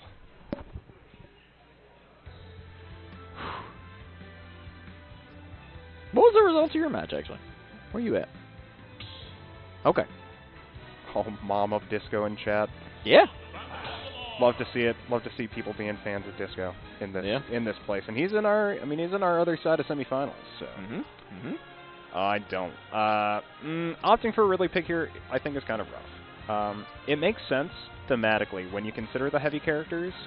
This might be a little bit more appropriate. Llomomo loves the heavies. I've never seen them play K-Rool. So K-Rool got a decent amount of buffs in the most recent few patches. The most a lot of recent Twitter fair. action from him. Yeah, yeah. Especially with his fair his forward air, because it is a very strong zoning tool, and he got additional ability to his armor. So I'd like to see how this works out. But so far looking not horrible though. I mean, 50% to 100, but this is where it gets very rough to be K-Rool, trying to recover from this kind of position. Going extra low, but he can't recover. And that's a first stock to 34. And Llomomo going for these throws. yeah, I mean, K-Rool, heavy character, he's really got to get reads to pull us stuff off. Wow, that was incredible conversion. Whew, 34. Oh, he could have gone for the bear, I think, to get the spike, but not opting to go for it. I mean, he's kind of like Heavy Link. When you think about like boomerang interactions, you want to be going. Oh yeah, sure. Yeah. With how Crown works, you want to be able to pressure opponents behind you, and he has a really strong back air. So it makes sense. Yeah, this is. I mean, double purples. This is going to be very scary. Get those Pikmin out of here. Put them in the dirt. Trying to get a kill confirmed, but 34 mashes straight out of it. Not having it. Good recovery on 34's part. And I mean, what you just saw right there from Llomomo, like he has forward air and just kicked the crap out of those Pikmin. He's got to be doing that a lot. That's how he has to play neutral in this matchup, because you got to match the Olimar Pikmin and try to kill them. Unfortunately, Gator gone. Yeah. 34 moving on to the finals. Yeah, Llomomo not really able to find anything against 34, but I mean, Olimar is kind of an interesting character. You have to play like really differently against him than I'd say more than a few other characters. Like you have to understand how your character interacts with his character mechanic. Sure. And unfortunately, Llomomo not able to find the beneficial end of that stick. So we'll get to see him in losers, hopefully going far. But for now, we're gonna have to bid him adieu straight into that losers bracket. Just making sure that we get a little bit of extra frames there. Nobody panic. Of course, stream didn't even know what was going on. It's all movie magic, except for I've revealed. I'm a fool. But next, we got another exciting match. It's going to be Disco Stealth Pilot, I'm pretty sure, on this stream. So Disco fans, get hyped. Disco fans. I'll get hyped for Stealth Pilot because he is our gym leader. Man, I'm like all tangled up. He's also a homie. He played friendlies with me before the bracket. I didn't even think I was going to enter. I just kind of wanted to play some friendlies, and he hit me up. I like Stealth Pilot. He's a good dude.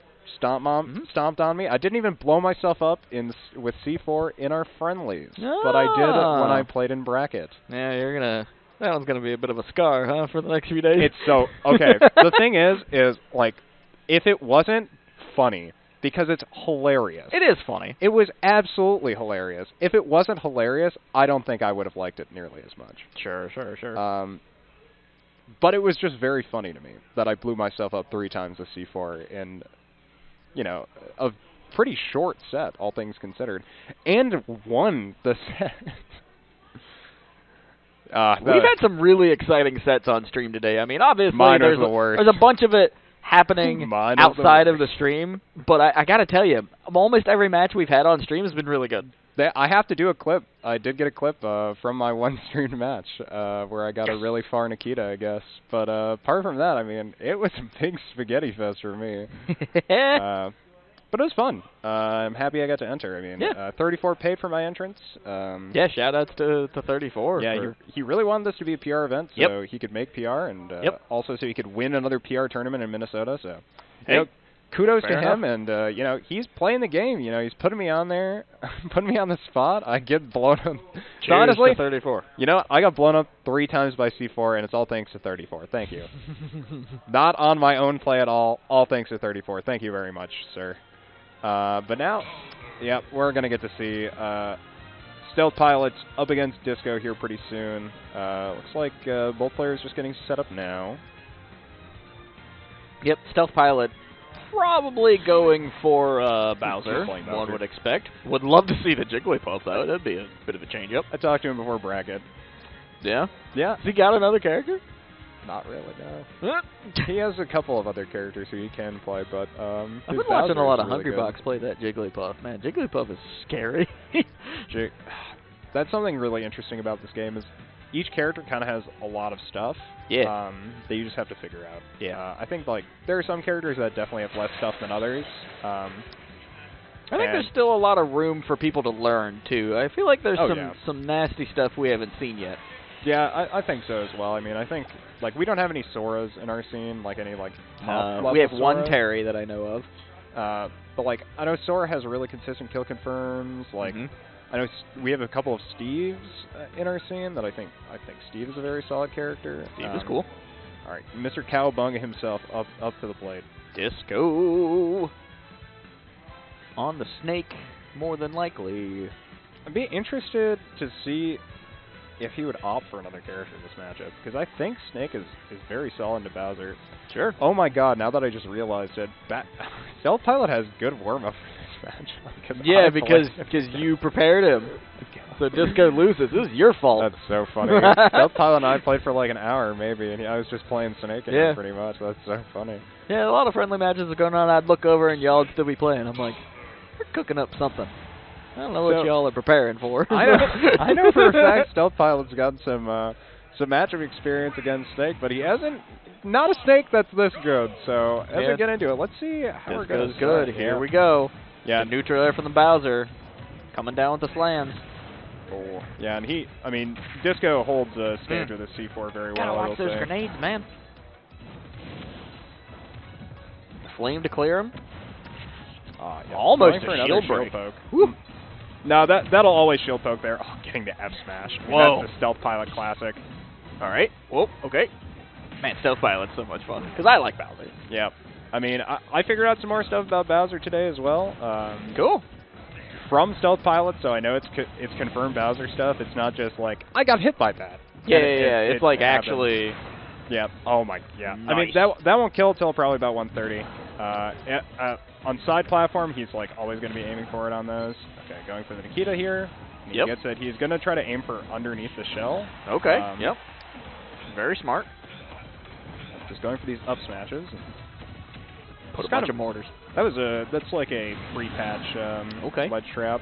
The up tilt will do it. Gets caught by that anti-air in the up tilt, and now Bowser with a lot of rage here, but Snake kills pretty easily, all things considered.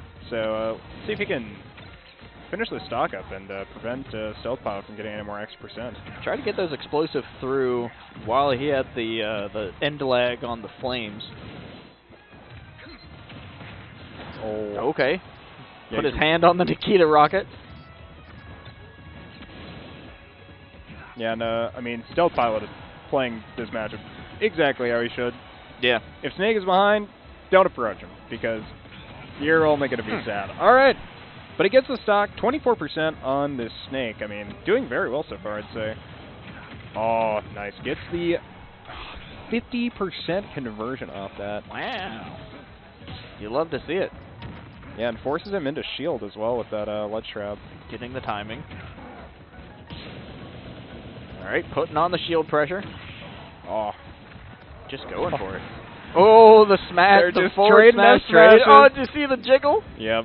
The Bowser dash dance is very funny, but Disco is probably not laughing about this. He's got to find his way back into this game where That's one way to do it. Oh, yep. Going for the down throw. Into Nikita? I want. Oh. Okay, yeah. Yeah, another stock. Yeah, just 20% on this last stock for Disco. I mean, he's in a pretty good spot, all things considered. Yeah. Could go either way. Flame Breath breaks the shield down. You just get percentage when the fire's on. Okay. More damage coming in. I mean, this is so much damage coming in. Hits him with the header. Almost gets that up smash. Oh, That would have been just so spaghetti. okay. Fire into the grenade. Dodges those mortars. Smart plays from stealth. Not going too hard. I mean, just trying to work his way around these projectiles, and he's got to be really careful with this Flame Breath. It will proc grenades. So. Oh, goes for the run-up down tilt, but gets interrupted by a grenade. This will be dead. Yep. See you later. Down throw into the up tilt for the First confirm. game to Disco. Yep. That's huge in my opinion, because Stealth Pilot is one of the best players we have here in the venue. Yep. I mean, I think this is a difficult matchup for Bowser. You're forced to kind of walk through Snake at pretty much every stage in the game. Yeah. And although you're a pretty fast character on the ground, Snake still can kind of match your speed, and he has a lot of projectiles to supplement his stickiness, so. Sure. I can definitely see how this would be pretty rough. Disco looking really good tonight. Honestly, that match earlier against Drip really surprised me with that Mario play. Just really explosives, really fast combos. Like, it was a sight to see. Going to Hollow Bastion here. So, pretty small stage. I'd say this is probably pretty solid for Disco. Well, I'm sorry, for Stealth Pilot, rather. Okay. Disco is going to have a little bit of a harder time to build space into this Bowser. Opting for the regular colors there from Stealth Pilot. Yeah, I usually see him opt for regular colors. I don't see him choose other colors that often, but we saw it in the first game, and see how we're going to be doing in this one. So, game 2, Disco and Stealth Pilot. We'll see what happens. This will be first to 3. Okay. Up throw. Yep. Gets into that zone, but that C4 pushes him right back out. The up throw is a classic opener for Bowser. Okay. Oh, that could have been huge. Dropping the double grenades. Covering one space just for so long, and now holding center with the C4. Whoa. Really good zoning from Disco currently. Yeah, Stealth Pilot just kind of forced to stay here on the right side of the stage. Looking for those neutrals. I mean, Disco is just... Almost got him with the side B. He's just making this small stage just less room for Stealth Pilot to work with through this projectile hell, so... I mean... Oh. That lunge at the F-tilt almost put him in a much rougher situation. Okay, yep. Stealth Pilot taking the first stock. Yep. Bowser back air is in fact a smash attack, practically. So that thing killing it about 85%. Yep. With a 150 rage, of course. So now Disco is going to be forced to approach. Yeah, especially with that stock lead. Of course, you know, there's a couple little things that Disco could do to make that happen. Yeah, I mean, he's at 160. Parried the explosion there. Oh, falling with the Flame Breath. I mean, that's 25% at least. It's a great percent builder. Yeah, and at 160, that down throw does become a confirm to the up tilt, so Disco getting the grab, sealing that stock out. It works. 94 on the second stock. I mean, Bowser can take these pretty fast, but Stealth Pilot Disco building space for himself. Tries to cross him up and be safe, but Stealth Pilot reads that with the fair. He's just patient. Oh, that grenade in the shield. Oh, catches him with the so C4. huge. All right, side B throw. Yep, and that kills. Wow. So now onto this last stock for Disco, and I mean, getting the sticky there. Yeah, but ends up targeting Stealth Pilot when he's intangible, so no sticky damage. But Nice catch. Ooh, good read. that was a really great read. Yeah, that air dodge in just got so much damage from. Here comes the fire. He tried to run up sticky him again. I mean, Tilted that's it up so a little brave. bit to prevent that. Boost F tilts. And Stealth Pilot. I mean, he should die here, realistically, but that's great Nikita piloting to finish that stock off, and now just 50% on this last stock for Disco. He could make it happen. And, of course, we do have a full set. It'll be first to 3. Just starts it off Into the quick forward. 40. Whoa, the feet. Not quite. Not quite dead yet, but this that'll do it. tries to maybe land on him with a back air or something, but Stealth Pilot takes that game too, and The up smash. yeah, that up smash, I mean, catches a lot. I believe it has some iframes on it. A touch. From the shell. So really nice stuff. Now we're gonna get this game 3. It is a first of 3, so Yes. both players taking the first 2 games, so now it's essentially just a best of 3.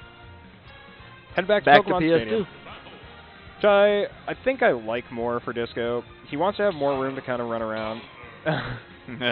Stealth Pilot playing with our hearts a little bit. I don't think he'll pick Samus. Boy, that would be very funny. That would be very funny.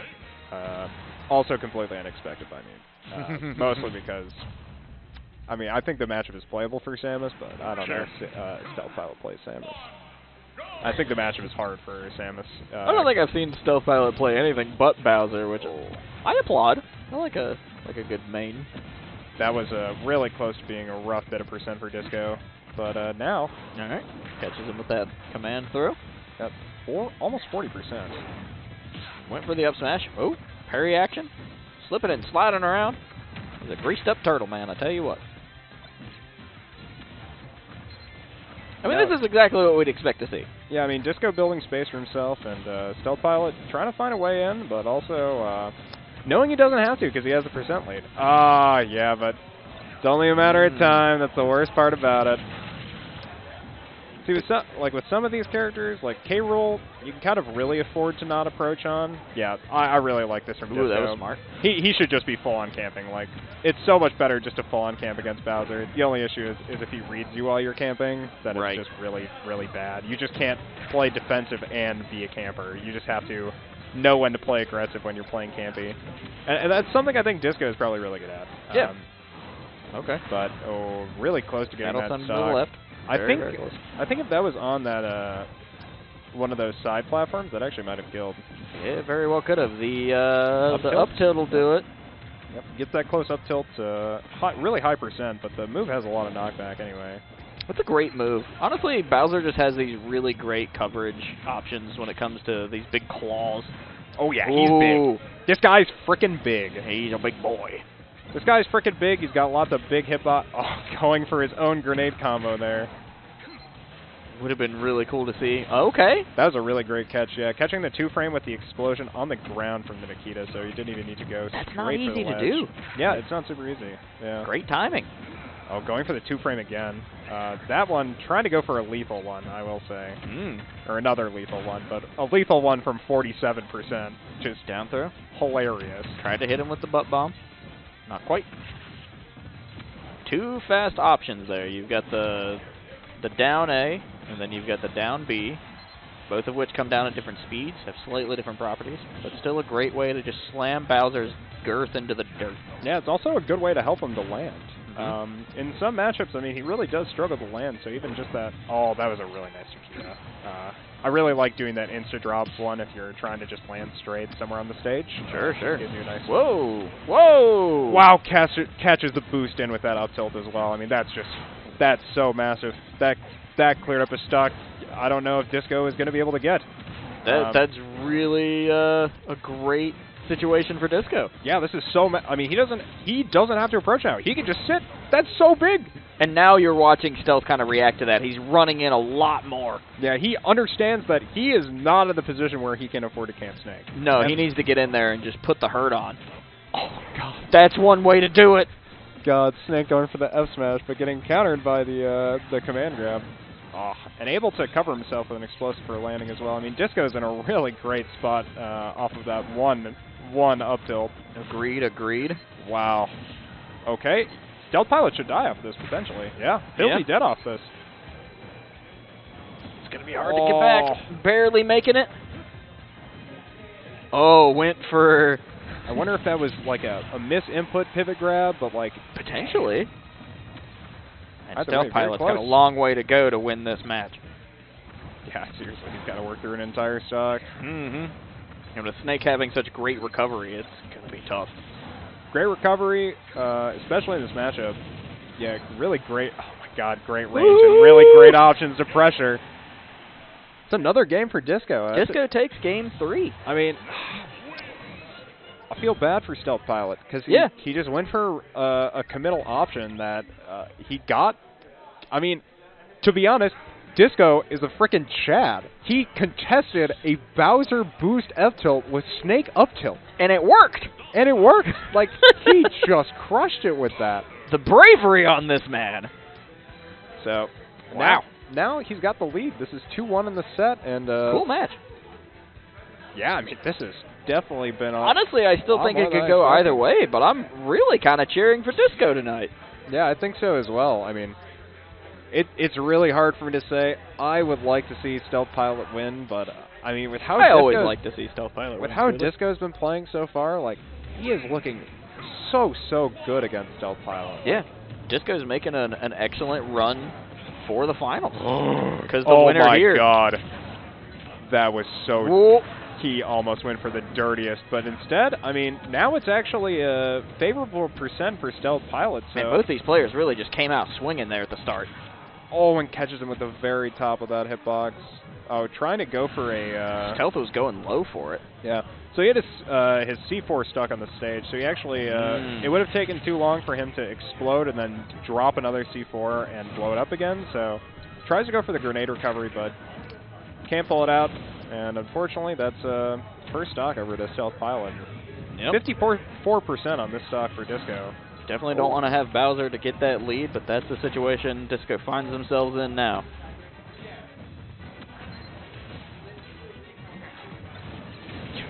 Stealth Pilot just doing their best to try to get in, but there's so many explosions, and he's splatted against the screen. Yeah. I mean, I think that's what's really interesting about playing against Snake on a small stage is that it's not really that beneficial for you if he's behind, because Snake just needs to be able to... Oh, yeah. Nice double up smash, back to back. Well, just as I say that, I mean, all of that fear out the window. It kind of feels like Stealth Pilot has changed up the aggression, dialed that up just a touch. Oh, yeah. I really think from the previous matches. Yeah. I mean, he's approaching for sure now when he's ahead. And that makes a lot of sense to me. It makes a lot of sense, but it shouldn't. Because he should actually be camping. It's weird to say, because it's just better. But and that throw is slick looking. But the biggest issue about it is it just gives your... Wow, that was a really well done Bowser up B. It gives your opponent time if they have better tools to camp. So it does make sense, especially on this stage, because he doesn't really have a whole lot of room to avoid Disco. But that forward tilt. Nice. That's another game down. 2 stock for Stealth Pilot this time. Very fast match. Oh yeah, I mean, that was kind of brutal. Yeah, but also not brutal. A lot of back and forth. Yeah. I think this last game will. I mean, I'd imagine we're going back to Pokemon Stadium 2. Oh, we're gonna go to Battlefield. I guess that makes sense. Okay. And now we have Snake on Triplats, which is really, really, really good. Yeah. You have a bear to get through to land as a heavy character like Bowser. So, I mean, I could see the Disco Snake kind of doing a lot here. I could see him pulling out a dub in this game. I mean, he got the first game win, so he does get the counterpick for the final stage. Like this could be really, really good for him. Oh.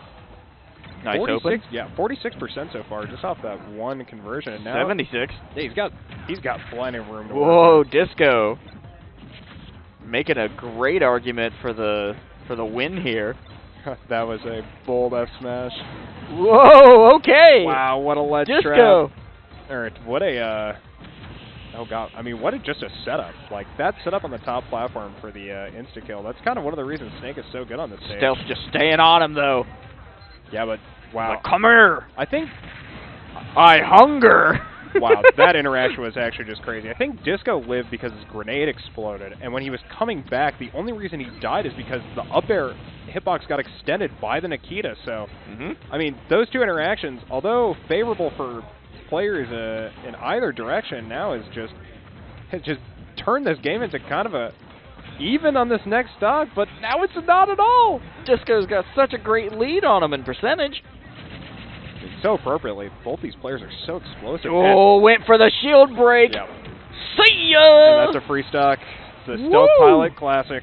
Free Stealth Pilot. shield breaks. You'd love to see a good shield break on the Bowser. Definitely a completely different situation now, but provided Disco can get this stock, I mean, he's still in the game.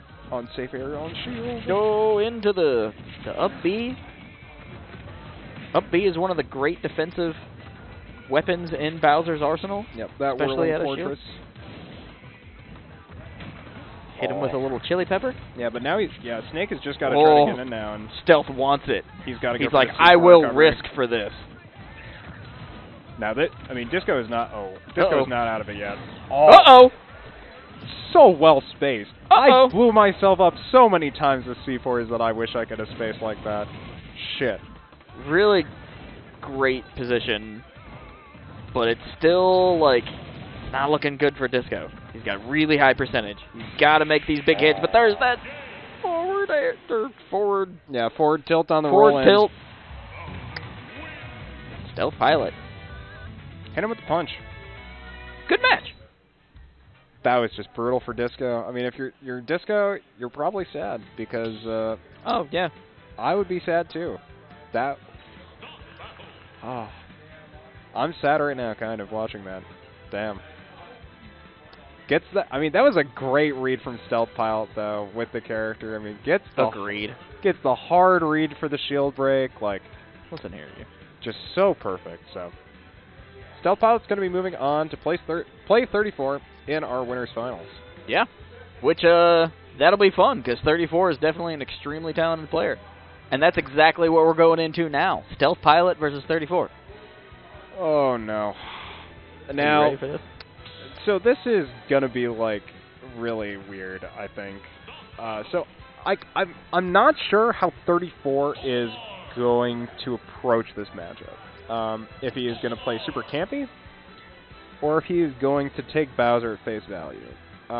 Because he could go for a triple red setup, so that, and just like try to run Bowser around, and so because his Fire Breath doesn't do anything to red Pikmin. Or he just goes for the purple setup and just kills Bowser really easily at high percent. Real quick peek at the losers bracket while this match is kind of starting to develop. IHaveYourIP, Ashen, Dragoon, Disco, Llomomo, and Drip still alive in the losers bracket. Is getting knocked out by Drip though. And in this game so far, I mean, missing the close flame breath. Ooh, Stealth Pilot. Taking the percentages. I'm not sure how he got out of that jab lock. Whoa! Wow, that was 2 parries on the falling Nair hits from Bowser. I thought we were playing Smash, not Third Strike. What's up with that? Oh, getting him with the up smash though. 34 just really showing their skill tonight. Oh yeah, Whoa! Gets the shield break set up. I mean, so when you do a down smash like that with the double purples, if you do it super close, both of the purples hit. Which gives you that shield break. So it just insta breaks shields. And wow. That is so crazy to me that he is doing that multiple times, but there's that 2-frame, yeah? yes, with the Bowser Fair, which is huge hitbox. But still, good pickup by Stealth Pilot.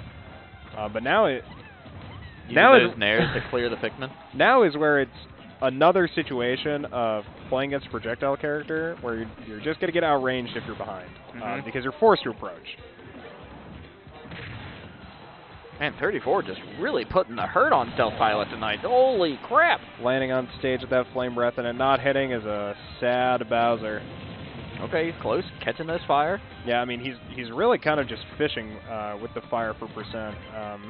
And although it's worked out so far, I mean, he's just getting close to 34, and 34 just gets to do jab lock setups into up smash combos. I mean, this is so huge. And he's lost one of his purples, but it doesn't really seem to matter. Really high in the air and ends up losing that set. Wow. Whoa. Yeah. I mean, 34 just... That was so nuts. I mean, you wouldn't expect a character like Olimar by looking at him. You would. Well, kind of depends just on... visually. But just walked right into the face of the King Koopa and knocked him down a couple pegs. Wow. Knowing this game, though, sure, this is very normal. Yeah, no, I agree. But for anybody who's just, like, hanging out, watching, and maybe not familiar with kind of how matchups work or the various metas and setups, like, that's a really funny image to me, is just little Olimar kicking the pants off of Bowser. Well, he wouldn't be kicking. He'd actually just be smacking him around with those big purple boys. The purpley thick boys. Here comes the radishes. Because, oh my god, they are really putting in so much work in these combo games for 34. I feel like a lot of our players are really struggling to just, like, get a concept of how to fight against an Olimar. I don't know if a lot of them have a lot of, like, matchup experience with this character. Yes, he's a very uncommon character to play for kind of a, well, uncommon character to play, uncommon character to see for kind of a lot of different reasons. Big social stigma around playing this character. Really? Yes, he is extremely lame in terms of the interactive portion of gameplay. This character is not interaction at its peak. Only interacting when it is favorable for you. Like, Olimar is the king of that, I feel. Because he really could just, like, you know, what he's kind of doing. Throwing lots of Pikmin, trying to get a good cycle going, but, dropping with the bear. Stealth Pilot picks up a stock. 152% on the second stock. It was a good-looking kill, but, man, it's still a long way to go, especially when you're in a situation like this. Yep, and he's keeping the red, which I think is smart. Up air into the header? Because realistically, against Bowser, I think your setup is... Oh, my God. That's... Wait, oh, that's dead. no. Yeah. Oh, no. Going for something even 34. Dirtier. Taking game 2 as well. Yes. Decisively. I mean, oh, no. This guy's on a run. Like, he is playing so good. He is catching every jab, or he's catching every fall down situation with a jab lock into up smash combos. Like, he is playing neutral really well. He is managing resources. This is an Olimar. Olimar Chad character. This is like Ascended Olimar. Ascended. Ultra Instinct Olimar. GG's, bye. Take care. Yes, let's go. Yeah. Wow, I'm happy I got to be a part of it. Almost got timed out. That was fun. But now in this this third game, I mean, kind of the same story we've been seeing before, and pulling 2 more Pikmin. He's got this purple. Same book, different chapter. For sure. I almost wonder if Blue Throw actually... Yeah, Blue Throw kills. See ya. Yeah, so Blue... Stealth Pilot just really not having an answer for this Olimar. Well, Stealth Pilot not having an answer to Olimar, also just like this Olimar having way too many answers for how the character should function. This is ridiculous. Jeez. Purples, reds. Oh. Hit him with the radishes. I mean, it really is oh my extremely God, going impressive. for another shield break. That's just terrifying. Oh. Wow, going extra deep, and he can still recover because it's Olimar. Yeah. You know. As long as he is only holding one of his heavier Pikmin while he's low, I mean, it's pretty easy for him to recover, all things considered. But right. Taking damage, coming back to there. I mean, he's at 90% on his first stock. Forward tilt. Put some distance. Went for the 2 frame. All right, yeah. Stealth Pilot picks up the stock. Kind of a similar situation to last game, but... falling into this flame breath. He's got the rage. He's got to make these really big hits early. Olimar. Get in there, Stealth Pilot. Come on. He's putting so. I mean, Olimar the can pressure. really easily finish stocks. The character has. Woo, that shield shrunk real quick. Oh yeah, and these moves are fast. Like God, they're so fast. Like they're Pikmin. So it's just like because he has the opportunity to pull purple Pikmin, like he should have the ability to just cream you with these purples. It hurts, man. Oh, it hurts, Stealth man. Pilot really falling to just excellent play by 34. 34 really just, I mean, he was going off double purples every time and just doing so much with them. Like wow. Oh my goodness. I honestly wouldn't feel bad about that. Like you said, 34 is on a bit of a tear. I mean, he really was just like, he was challenging Stealth Pilot every time he made a mistake. Every single time. Like, my mouth is open. It's just like, what did I just watch? That was so crazy. 911, I would like to report a murder. Like, and I've seen Olimar before. I lived in the early Smash Ultimate meta where Myron, DeBuzz were winning or top 8ing every single tournament they attended. Like, this is still very silly. This character does a lot of very dumb stuff.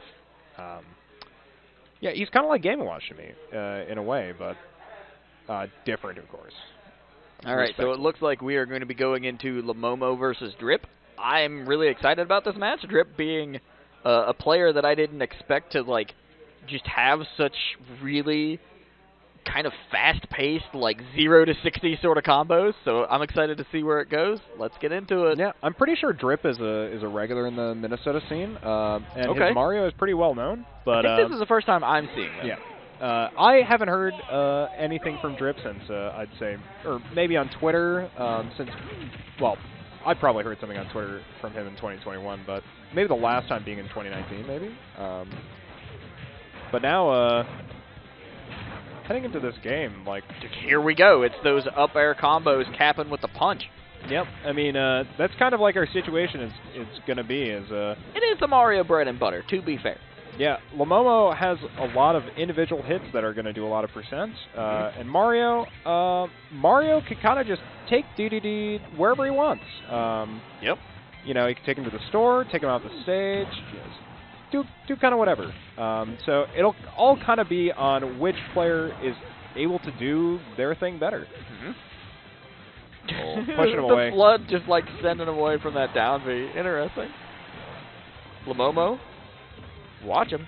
I always think it's interesting watching Mario players use Flood because it's his only tool that isn't like explicitly aggressive.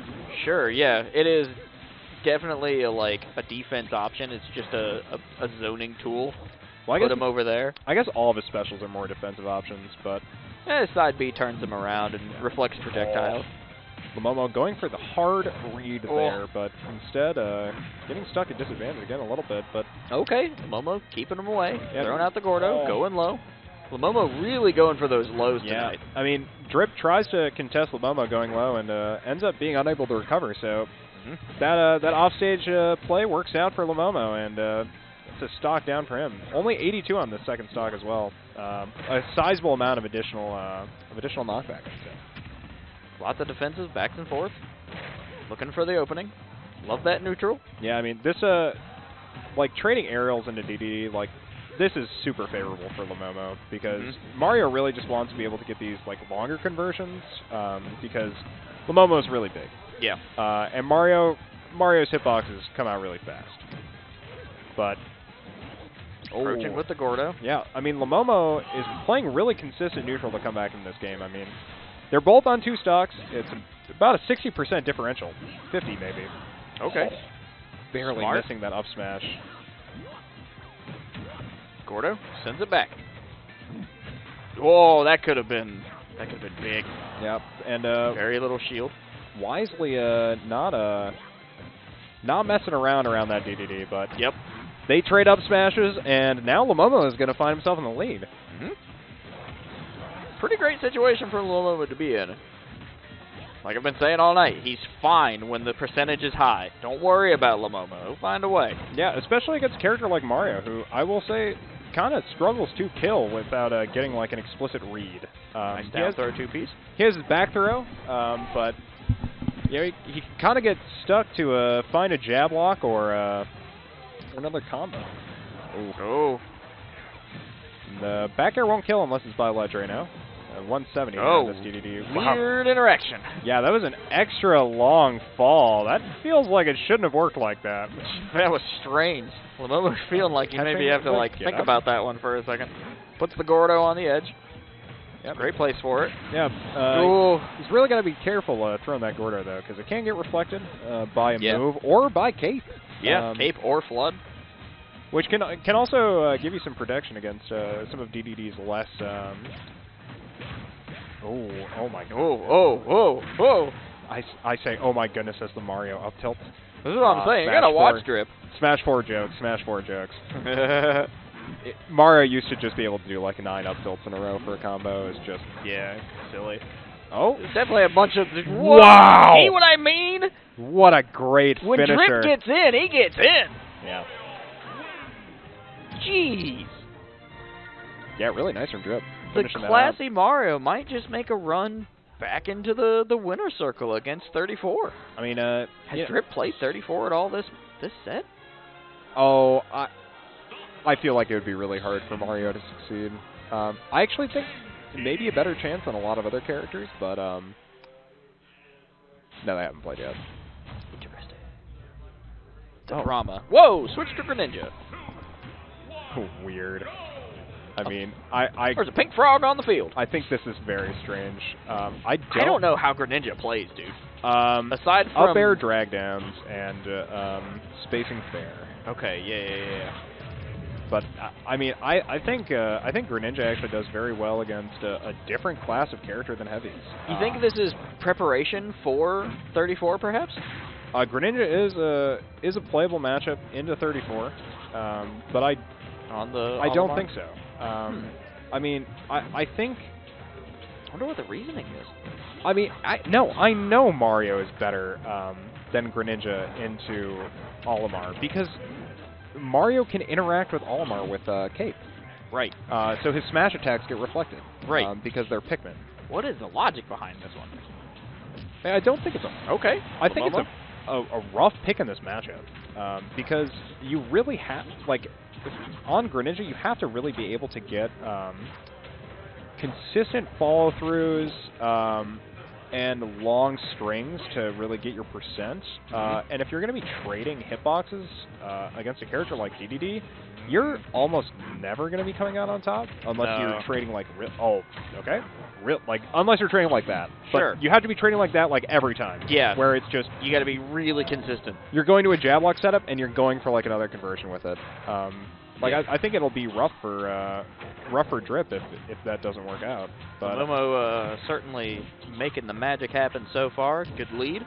Yeah, it feels like Drip is putting pressure on with this Greninja, but he just lost that first stock very early. Oh, nice. Yep, that's another stock down, and I'm questioning this character switch. I was questioning it when it happened at the start, but really not impressed. But we'll see what happens. Oh, going for the Jet Hammer for the read on the Shadow Sneak. I mean, this is just brutal so far. Man, all Llomomo has to do is just outbox Greninja. Yeah, kind of. I mean, Greninja is a kind of a character akin to Mario, where it's, well, a little bit. You have more options, I would say, to approach. Like, you have more chances to be aggressive.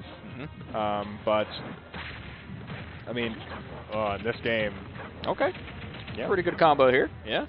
Little conversion there. That's probably Keep like... it going. But only 48%? I was going to say, and that one conversion he just did probably did about 27. I mean, that's enough of like of 2 DD. I wonder if he picked the matchup for that, because it is very easy to edge guard DDD, or it's very easy to catch DDD to recover with Greninja Water Shuriken. But the Gordo not going to kill it just yet.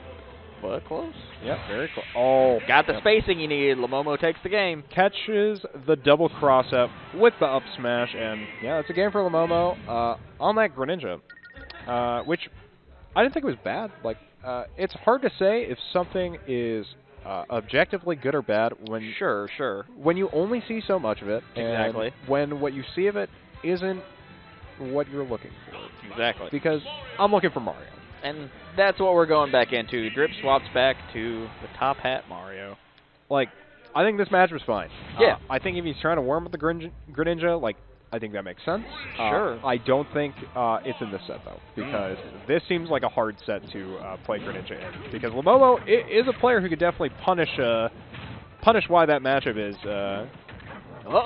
is not super Ooh, nice favorable spot all the dodge out of time. that punch. That would have been another spike, but carries him into the air. Yep, and that won't kill as long as he is DIing properly until, I mean, I think like 140. Directional influence for anybody unaware, right? Influence? Oh, but that's an SD from Drip. Wow. That's a very sad feeling. But, I mean, this is a Feeling very lucky high percent DDD. if you're Llomomo. You're probably feeling like shit if you're Llomomo. Just, oh my, opponent SD'd, I just want to play a fun set now. Yeah. Good point, yeah. But, I mean, you know, Llomomo's a good sport. You know, Llomomo's probably going to take these. Yeah. Oh, yeah. A Either victory is way. a victory. It's not like those mercies we saw on Mortal Kombat the other night. Oh, God, yeah. We had Catch the VOD on that. too many mercies. 2.5 mercies. Shit was crazy. Now, Back throw? contesting up close. I mean, Llomomo's still at very high percent on this first stock. The Gordo from downtown. Oh, that could have been weird. Coming for like a floating, falling aerial. Interesting. Yeah, Drip has got to find a way to end this stock before Llomomo can get too much more extra credit. And that back throw should do it. So, second stock, but all right. First, one stock remaining for Drip. A Commentator clean one carries stock almost. lead for Llomomo. Going for that- the hard cape read. That could have been something. Yeah, I think he was looking to see if Llomomo is going to opt for a high DD recovery and just go for the quick cape to seal the stock, but not able to find that option. Drip's combos are just solid. Yeah, I mean, it feels like when he is feeling comfortable, his Mario is very, very clean. But Definitely a player to watch out for, no matter who comes out of this set. down so far, but definitely like really good play from both players. Yeah, trying to land with the neutral B again. I mean, a pressure shield, like, it just forces you to opt into spot dodge. Yeah, Dravis, we've been watching Drip put out nasty combos. Catch that in the VOD later, man. Oh, yeah, man, 34 came. Ooh, interesting. Wow. I mean, catches the cross-up again with the up smash, but this time it doesn't kill. Almost got him with that second one. Yeah, he's reading these cross-ups very well. Llomomo just showing how much experience they have playing in person, here at the Black Ice Space, of course. Okay. Oh, that down air getting pretty close. If he does it a little bit higher, I think down air will kill, but it's... That last hit of down air is nasty. That was cool. All right. That straight fair should just clean it up. Another Llomomo game for taking the Llomomo. And that SD was brutal for yeah, Drip, I'd say. that really changed the pace of things. He was so far ahead on that first stock, like 110 or 112%, I think, on Llomomo by the time Drip died. Like, just unfortunate to be Drip in that kind of situation, but You hate to see it. you know, you got to play those kinds of things out. So It is what it is. We're in game 4 now. We play, we learn, we adapt. In the losers bracket, here we go. And I mean, Whoa. if that last game was indicative of anything, we're in for a close game 3 as we get off both players trading pretty evenly. Yeah, a lot of just like staying close. This is where Drip kind of makes the magic happen. Couldn't quite get the conversion that he wanted. But off those down throws, he can really put on the percent. Ooh. Okay. Hammers out. Yeah, that was a really solid catch. What? I guess, I think because he had an active hitbox over him, the Gordo couldn't affect him during the up B. Interesting. Which seems... I don't know if that was right. That's kind of nutty. That's a thing I'll have to check the VOD about. Yeah. Whoa. Okay. Yeah, unsafe on shield, and picks that kill up with a back air. Drip off to a lead in this game number 4. The speed at which he threw that out too was really nice. Oh, low percentage combo. I mean, this is what Mario really excels at. You see your opponent at low percent, you froth. You're just frothing like an animal. Like Cujo on the streets. Oh. Again, every time he hits him with these combo? throws, he just eats them. All right. I mean, Couldn't quite carry him out. huge percent again for Drip on this hits. DDD second stock, Oh. and as I say that, Drip goes to his second stock. Ufasa in the chat, quick shout out to my boy for getting that victory the other night in FIFA. Yeah, and he's got an event going on tomorrow as well. Oh, really? Well, I it's didn't the realize Chicago it was a event. double thing. Isn't that the Chicago event? No, he already won it. Right? We'll get the details later, but I was going to say, I thought the event was on the 18th, which is tomorrow. according to Twitter, he won. He won an event. Unless there's two. Regardless, awesome stuff. Yeah, Black Ice putting their name on the map with, I mean, Ufasa's already won a few tournaments, but we're taking away from this game. Yeah. As Drip has a lead here, but Llomomo. Whoa, that's unfortunate. I mean, he'll be able to find his way Went back. for the cape? Sledge, yeah, that cape could have been lethal. Absolutely lethal. Man, hitting him with the flood is definitely throwing things off. Spits a fire back at him. No you. No you. Man, Oh, down low throws percent into the combo. converter. Almost getting that low percentage combo. but Llomomo opting for a reset there, Oh, but then that's eats it. the spike. He's fine. What Everything's a great fine. tech, yeah. Gets that that very corner tech and manages Nice. to live on that stock. Just roll in here. Come on. He was going Somebody's for that taking smash. this. Somebody's taking this. Get over here. I would like to tell you something. Okay. Up throw. Gordo. Maybe looking to read like an air dodge. Uh-oh. Panic option. Goes for the downer. Almost kills there. Yeah, that's a lot of momentum off of that, but Llomomo with the hammer. Yeah, I mean, this is a situation where it's actually pretty scary to be Mario. You kind of got to throw out smash attacks when you're Yeah. close to DDD. See if he makes a mistake and falls into one. I mean, that went for the flood instead. Interesting. Oh. Down. All right. Went for the dash. Holding shield. Whoa, okay. That was so close. Okay. Oh, picking it up again. I mean, Llomomo is staying Llomomo just so cool on playing this stock. really, really well. It's a big Somebody's swing. taking this. No. Falls out of the... He should die up back there, right? No? No, he's fine. Wow. Llomomo's still in it. This ain't a Never dog come tag. out. Never count him out. That should be it. Yep, okay. He Oh, he's lives fine. again. I guess because it's Llomomo. staled. It's staled off the first one. Oh, God. Holy crap. If he clears this out, it'll be amazing. Whoa! Whoa! Getting pulled in, but can't find it, and Drift We're takes even. that game. 2-2. What a close one. Yeah. That was sick. Yeah, but now Llomomo's going to get the stage counter pick. That freeze frame, though. Where them freeze frames? Yo, Lamau, that freeze frame. Let's go. I love how y'all played on that stage earlier, by the way. Nice touch. On Summit. Oh, yeah, we get to have that was where I blew myself up on 3 times on Summit, yeah. I was like, That oh, they're was playing on that stage for content. And then you're like, boom! That was definitely a content game. Well, I didn't even explode it because it just has a natural timer. Yeah, it just goes off. My God, yeah. Nice. All right, so we've got a bit of a decision when it comes to stages. I'd say both of these players are, like, really chomping at the bit to get this victory, so this is going to be a really interesting final match. This is a hard one. I don't know. Stays with the DD. It's hard to That say is because I think the best stage for Llomomo to have picked, and if you're in chat, you can call me crazy if you want. Sure. It might have actually been Lilat. Yeah? Because he can two-frame Mario pretty easily. On those slams. But it kind of all comes down to who can abuse Lilat more. But so far on this stage, Mario definitely kind of abusing it. I mean, he has good room to do combos. Like I feel like on small battlefield, DD actually had some room to shield on platforms in response to getting comboed. So let's see. Nice throws back to back. Yeah, double pivot grab. Another one. Yeah, this pivot grab going for Miles. In the dirt. Gonna get hurt. Sucking him out of the air.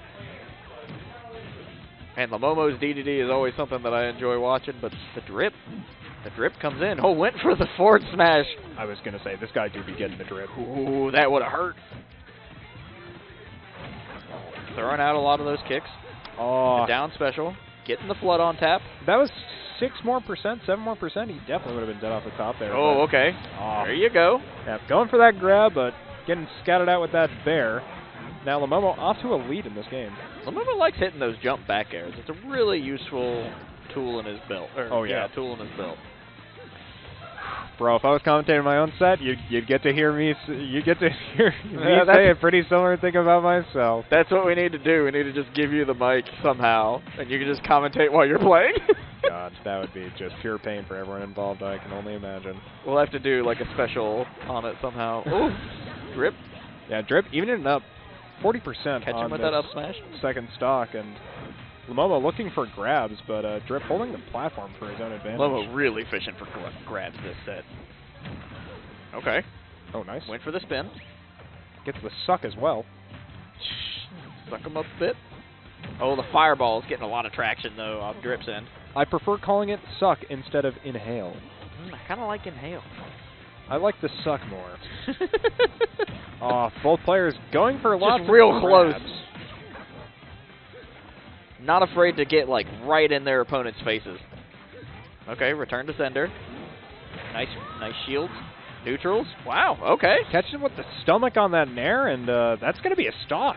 Whoa. Mario looking extra light all of a sudden. Not what I expected, but hey, we'll take it. I also did not expect him to die at 100% to like just a stray aerial off of just center, kind of. Yeah. Like center air. Center mass. See you later. Llomomo Oh, pivot grab. looking to keep things going. Gordo's out. Smack him around with a hammer. Covering his options. Come here. He Oh. got the forward smash. The Gordo. Yeah, I mean, this percent is adding up so Does he go for the fast. dash? Ooh. Yeah, Drip not knowing how to get off the ledge Go trap. up. Llomomo looking to cap this out and move on in the bracket. Looking great to do so. And Drip looking to stay in Oh, the that smash bout got him. Woo! Oh, and he dies off that. I mean, this is a Yeah. Mario with rage, but he is against a heavy character. So True. It And is, Llomomo has hung out with us at 193%. oh, no. He missed. He had the air dodge read, but he missed the punish. Pushes him Llomomo. off to the side. Sealing the deal. Catches the cross-up again. I mean, he's been doing that so much, catching cross-ups with this up smash. Llomomo moves on with a 3-2 win. Good stuff, man. Yeah, my heart's beating. Good stuff. Close one. If it stops, I'll call somebody. You don't have to. You don't have to. Don't worry about it. Just let me go. Let me go. It's okay. It's okay. Have you seen the economy? Just let it happen. But now, I mean, We're going to get Disco versus IHaveYourIP. That's where we're going. sweet. I'm excited for this one. Disco, I believe their mom is here actually watching in the venue. Not in the venue, I believe. Are you sure? Yeah, I believe. Somebody's mom's out there. Oh, really? Yeah, I have no idea. Maybe. potentially. Regardless, I mean, you love to see the support. Yeah. Coming out here supporting a really just like cool hobby.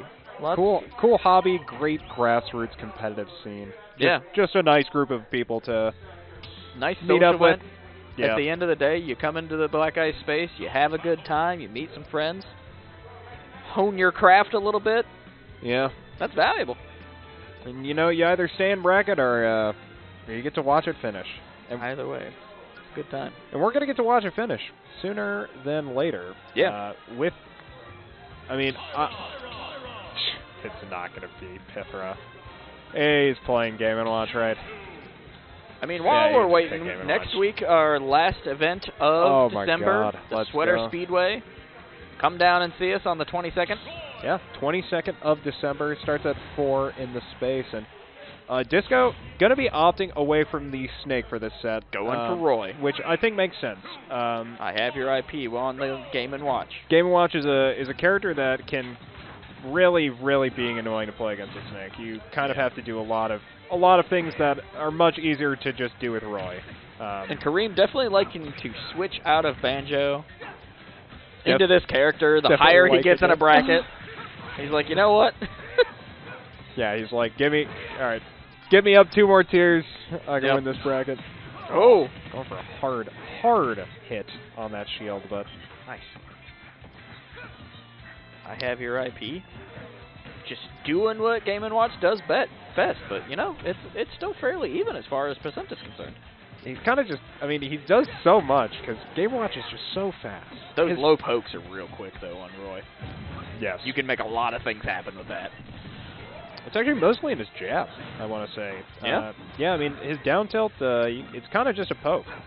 You can kind of just use it to get yourself out of rough situations, or maybe it has better range, I believe, than his jab, especially on the ground. A little bit of space out. Yep. But his jab can convert into kills like that. Yeah, that's the Jair. All right. The jab back air. Hit him with the Jair maneuver. He's got the steel Jair. Hit him with a steel Jair. Did you ever play the Fire Emblem game that features Roy? That is the That's the second Japanese game. one. Yeah, the Burning Blade, I believe. Yeah. You That's gotta up get the a shield. translate for it, but it's real cool. Kind of ridiculous in points. But yeah. Love Fire Emblem, especially the GBA ones. Let's get Lynn or Hector into Smash Bros. Next time, please. Not happening. But this first stock is Game & Watch is looking like a heavy character at 150. Somebody's got to go at some point. Whew, really close. Yeah, Okay. that back air should do it. Yep. I mean, Disco on a secondary and Kareem playing what I would say is a pretty scary matchup for Game & Watch. Went for the iframe throw. He gets the up throw. He gets the kill throw off. I love the flair of that, just like, ha. Oh my god. See ya. And, To the heavens with ya. and on spawn, I mean, Kareem just deals 76% unanswered. This is huge. Wow. 93 is where we ended up off that. Cowabunga indeed. Oh, and that down smash. Rough angle, but Roy can still recover. Get the bacon out there. Into the bombs. Okay. Keys? Parries? 2 up airs, quick. But, I mean, Man, I don't... Disco's getting in there pretty well, but I almost would like to see the snake instead. Oh! oh, Kareem, too good. I have your IP just like showing off what Game & Watch does. I mean, he's kind of really... we could see him pick Snake, potentially, but he's really just... This pick is just showing how much respect he has for the matchup, and knowing that the matchup is pretty difficult for Snake to play. Right. You have to play in a completely different way than you play against any other character because of how Game & Watch works. Oh, okay. Like, Game & Watch Bucket is a very, very hurtful tool against Snake. A lot of Snake's best... I mean, a lot of his best options are aerial options, and you can kind of get just really easily anti-aired by Game & Watch. And the up B into the aerials just goes. Oh. Okay. Damage, but yeah, this is a rough-looking stock for Disco. Parries on the neutral Bs. Okay. A little bit of a throw. Disco just looking to make something happen. Hit him with the chair. God, everyone in this venue just boosting these F tilts. Really like to see these boosted F tilts. Is that a hard thing to do? Kind of. Not really. It's actually pretty easy as long as you just know how to do it. Oh, okay. I mean, if you knew how to do it, if you were told how to do it in the middle of a game, you could probably do it pretty easily. Okay, cool. I'll have to practice that on my Bowser because I know that's a valuable tool. Oh yeah, that's really cool. Wow, that bomb kills. All right, I have your IP. Takes game 1. And that was, I mean, relatively one-sided after the first stock. The first stock was really close, but after that, it really felt like I have your IP just kind of snowballed it. And I like the stage choice, especially if he's picking Roy. Just making sure that Game & Watch is kind of forced to interact near you. To be honest, though, I really would like to see. I would like to see a Disco Marth. Disco Marth? Because I think his Marth is a little bit better than his Roy. I'm not 100% sure. Maybe he's put more time into his Roy outside of like a tournament setting, but I mean, I've seen his Marth. It looks pretty solid. And I think chat for Disco. Yeah, I was gonna say, let's get some Disco hype in chat because definitely a bit of a stream chat favorite. Got a lot of people jumping in and being like, "Hey, Disco." There we got his mom. I like that guy. Got silver PC. Ooh. I mean, so far, it has just kind of been this story the entire set, though. Yeah. Disco really just getting played around with by Korean. Oh, the diver's helmet. Wow. I mean, he sets really great first stock. He sets up the ledge trap, and Disco is just forced to pick options into it unless he knows the exact correct option and when to do it, what to do. It's tough. Playing against Game & Watch is not easy. Oh yeah, this character is really annoying. Mm-hmm. Lots of range, kind of Throwing out the easily fish. accessible. Where in bracket is this? This is loser semis. Actually, I can update. No, it's not losers semis, is it? No, it's losers quarters. It's losers quarters. Is that correct now? Yes. Well, it's losers quarters because losers semis is playing Llomomo. The winner of this is in loser semis. Gotcha. But aside from challenge, this is actually accurate now. Yeah. Oh yeah, that's Cool. accurate. Nice. Love it when tools don't lie to me.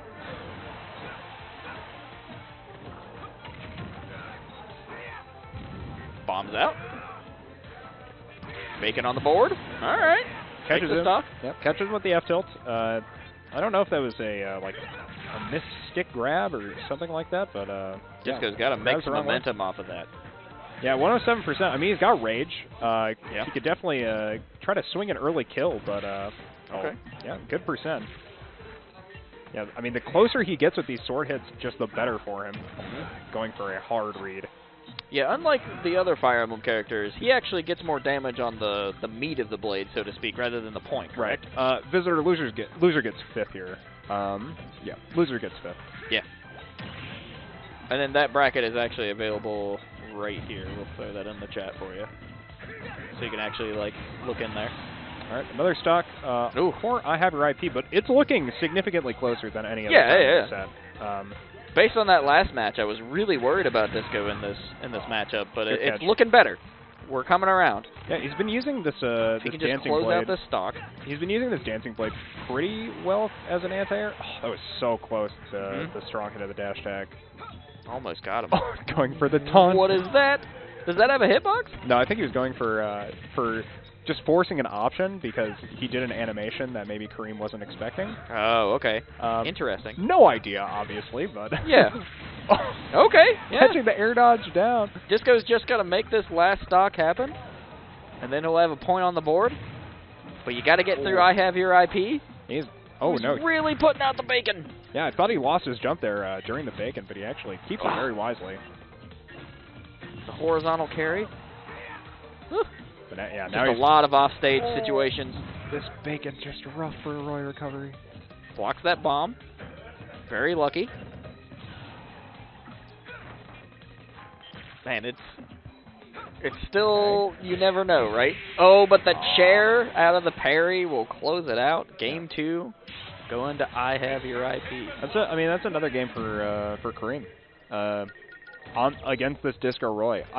If you're Disco, you're probably wondering about switching characters, or maybe in the worst case scenario, you're not, and you just know that you're going to be playing Roy again. I think one of the funniest things got to make it work out. I saw on Twitter earlier today was Kareem pick a consistent username challenge, which I find really funny.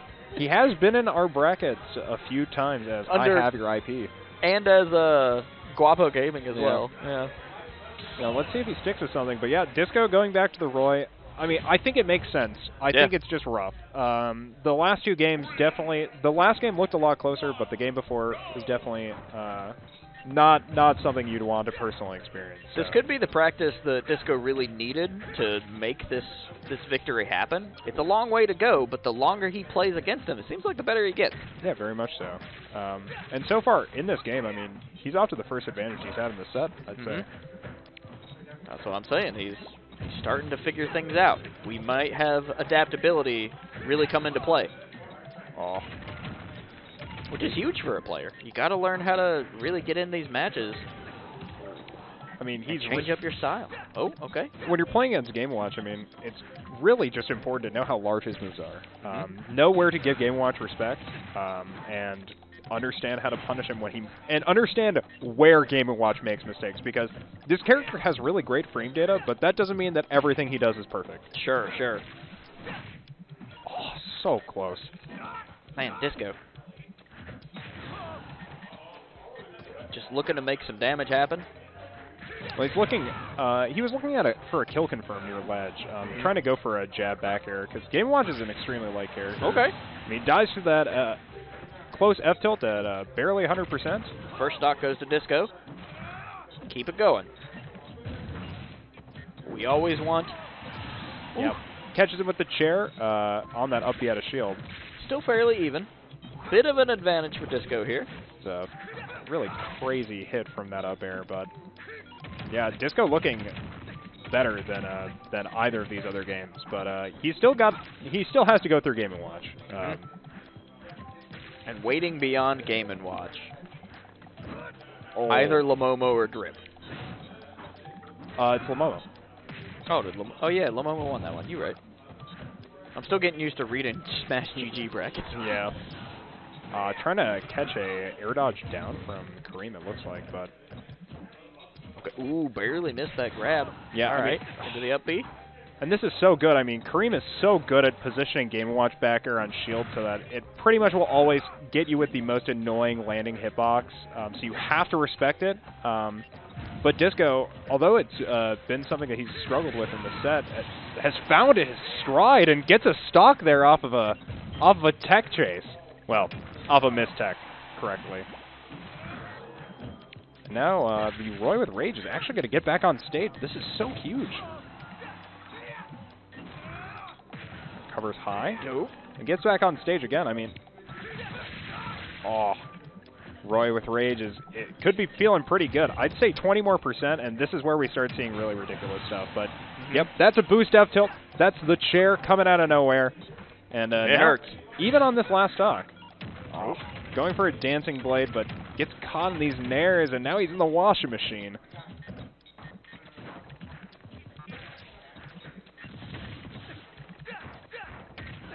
And off of the air dodge read, it's really interesting Kareem actually went for back air, but oh, going for a really hard read.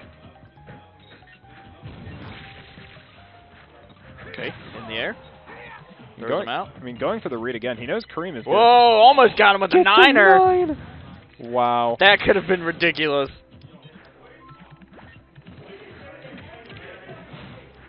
It's a quick grab. And Disco back in a really comfortable spot again. I mean, he could kill Game & Watch right now, and Game & Watch will... Oh, what a reversal. Disco takes the game. Nice. We're moving this on to Game 4. Yo, let's go. Yeah. That's huge.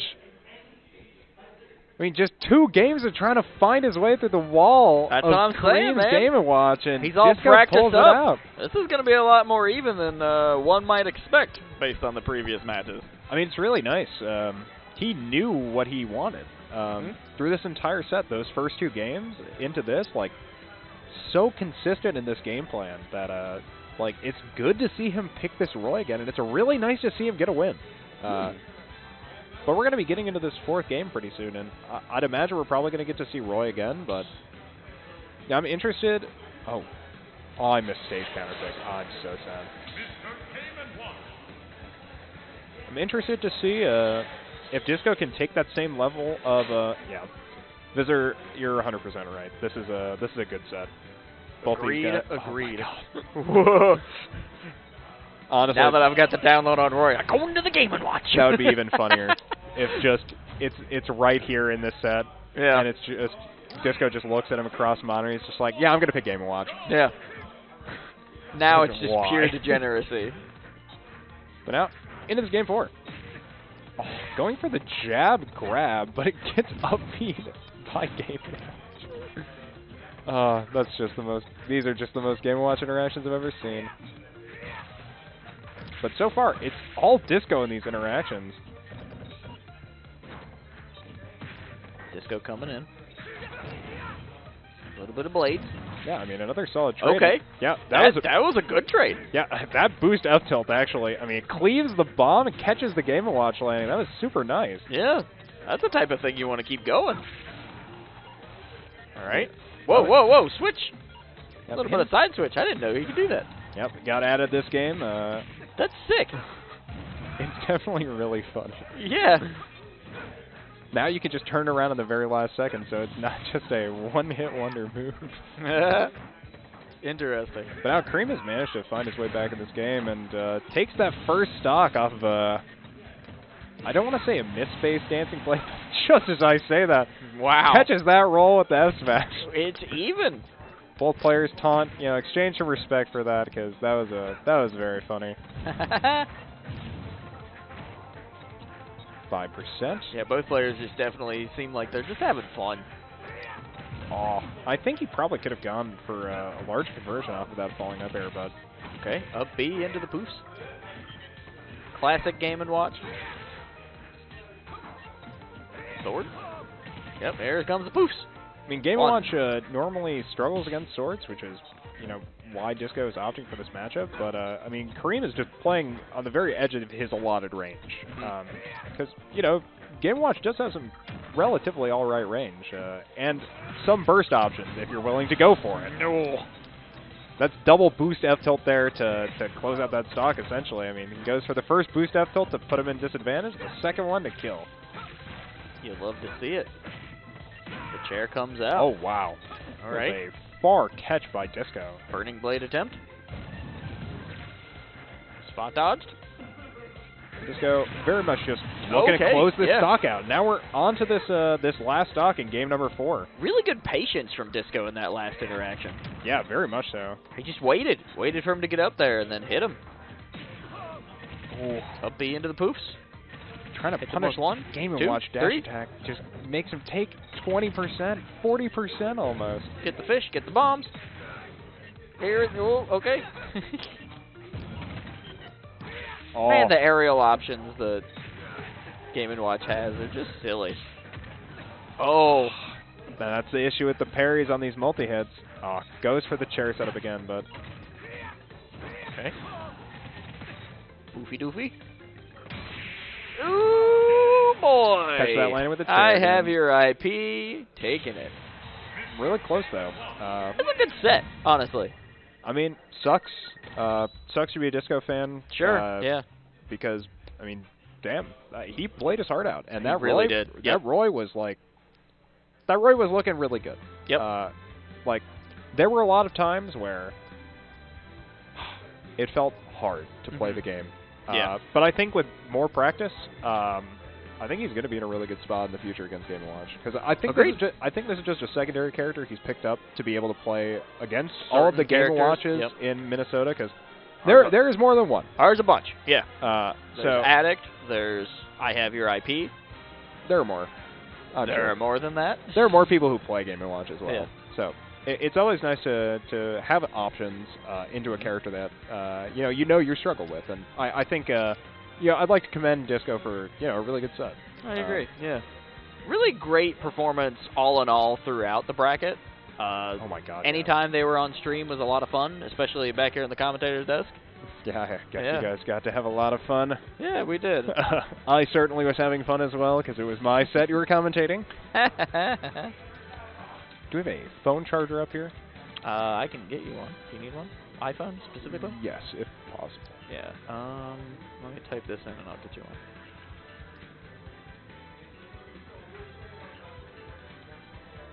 We got some league chats going on. Yeah, we got league conversations happening in the venue. I'm staying behind the commentator desk. I will not share any sort of opinion I have on League of Legends, unless you're asking for it. But this is a Black Ice eSports stream. We're here talking about our freeze frame monthly, and so far it's been really fun. We had 24 entrants. It was a PR tournament. So far, 34 has just been extremely dominant, just throughout the entire bracket.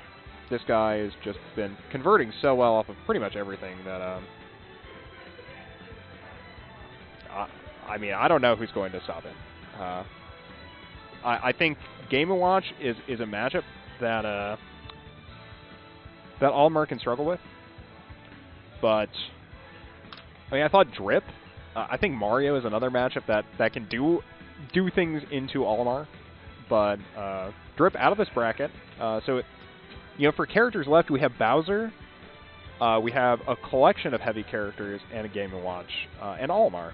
And I think Olimar has a pretty good shot in this bracket. I mean, all things considered, low pressure characters coming out from pretty much everyone left. I mean, even Bowser is kind of a low pressure character, just because he doesn't have frame data pressure.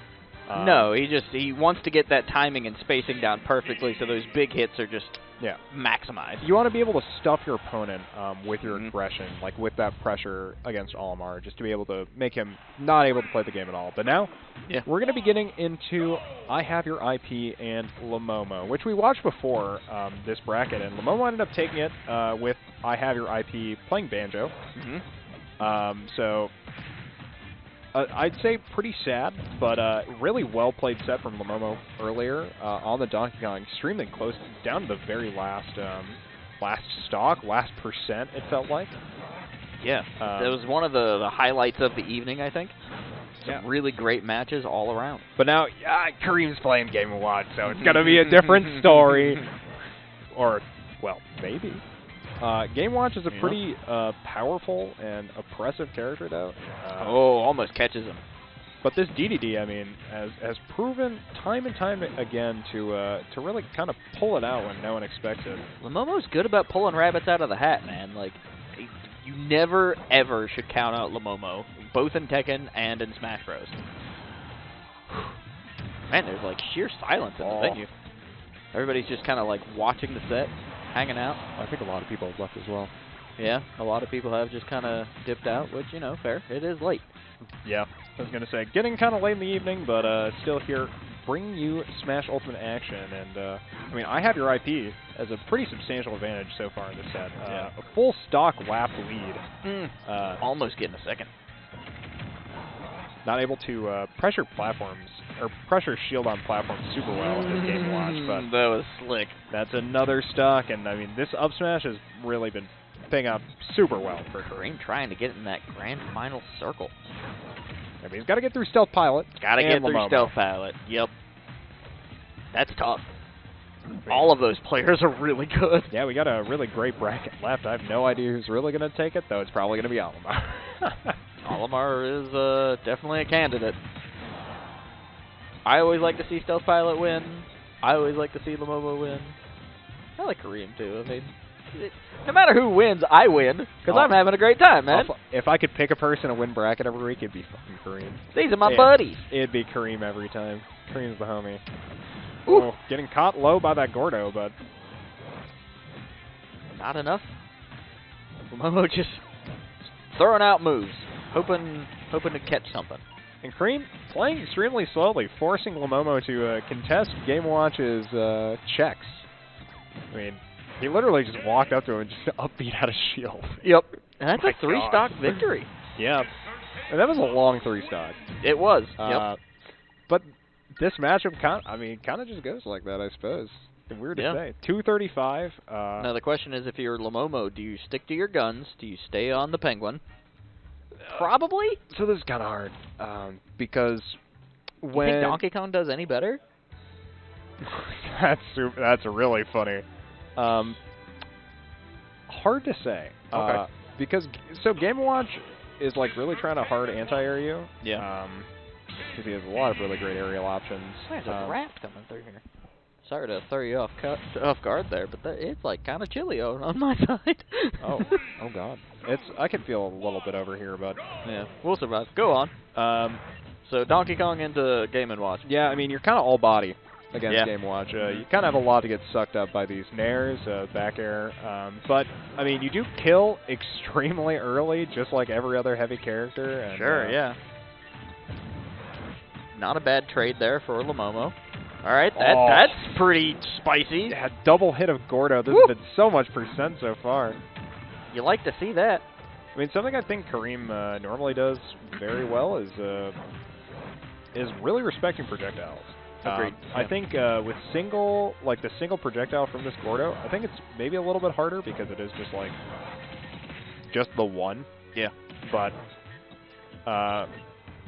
it's definitely something that we'll see Llomomo toss out a lot. Oh, yeah. But, like, doing stuff like that. Like, doing the reverse bucket, like, trying to approach with bucket because it is objectively, like, a powerful tool for Game & Watch. Sure.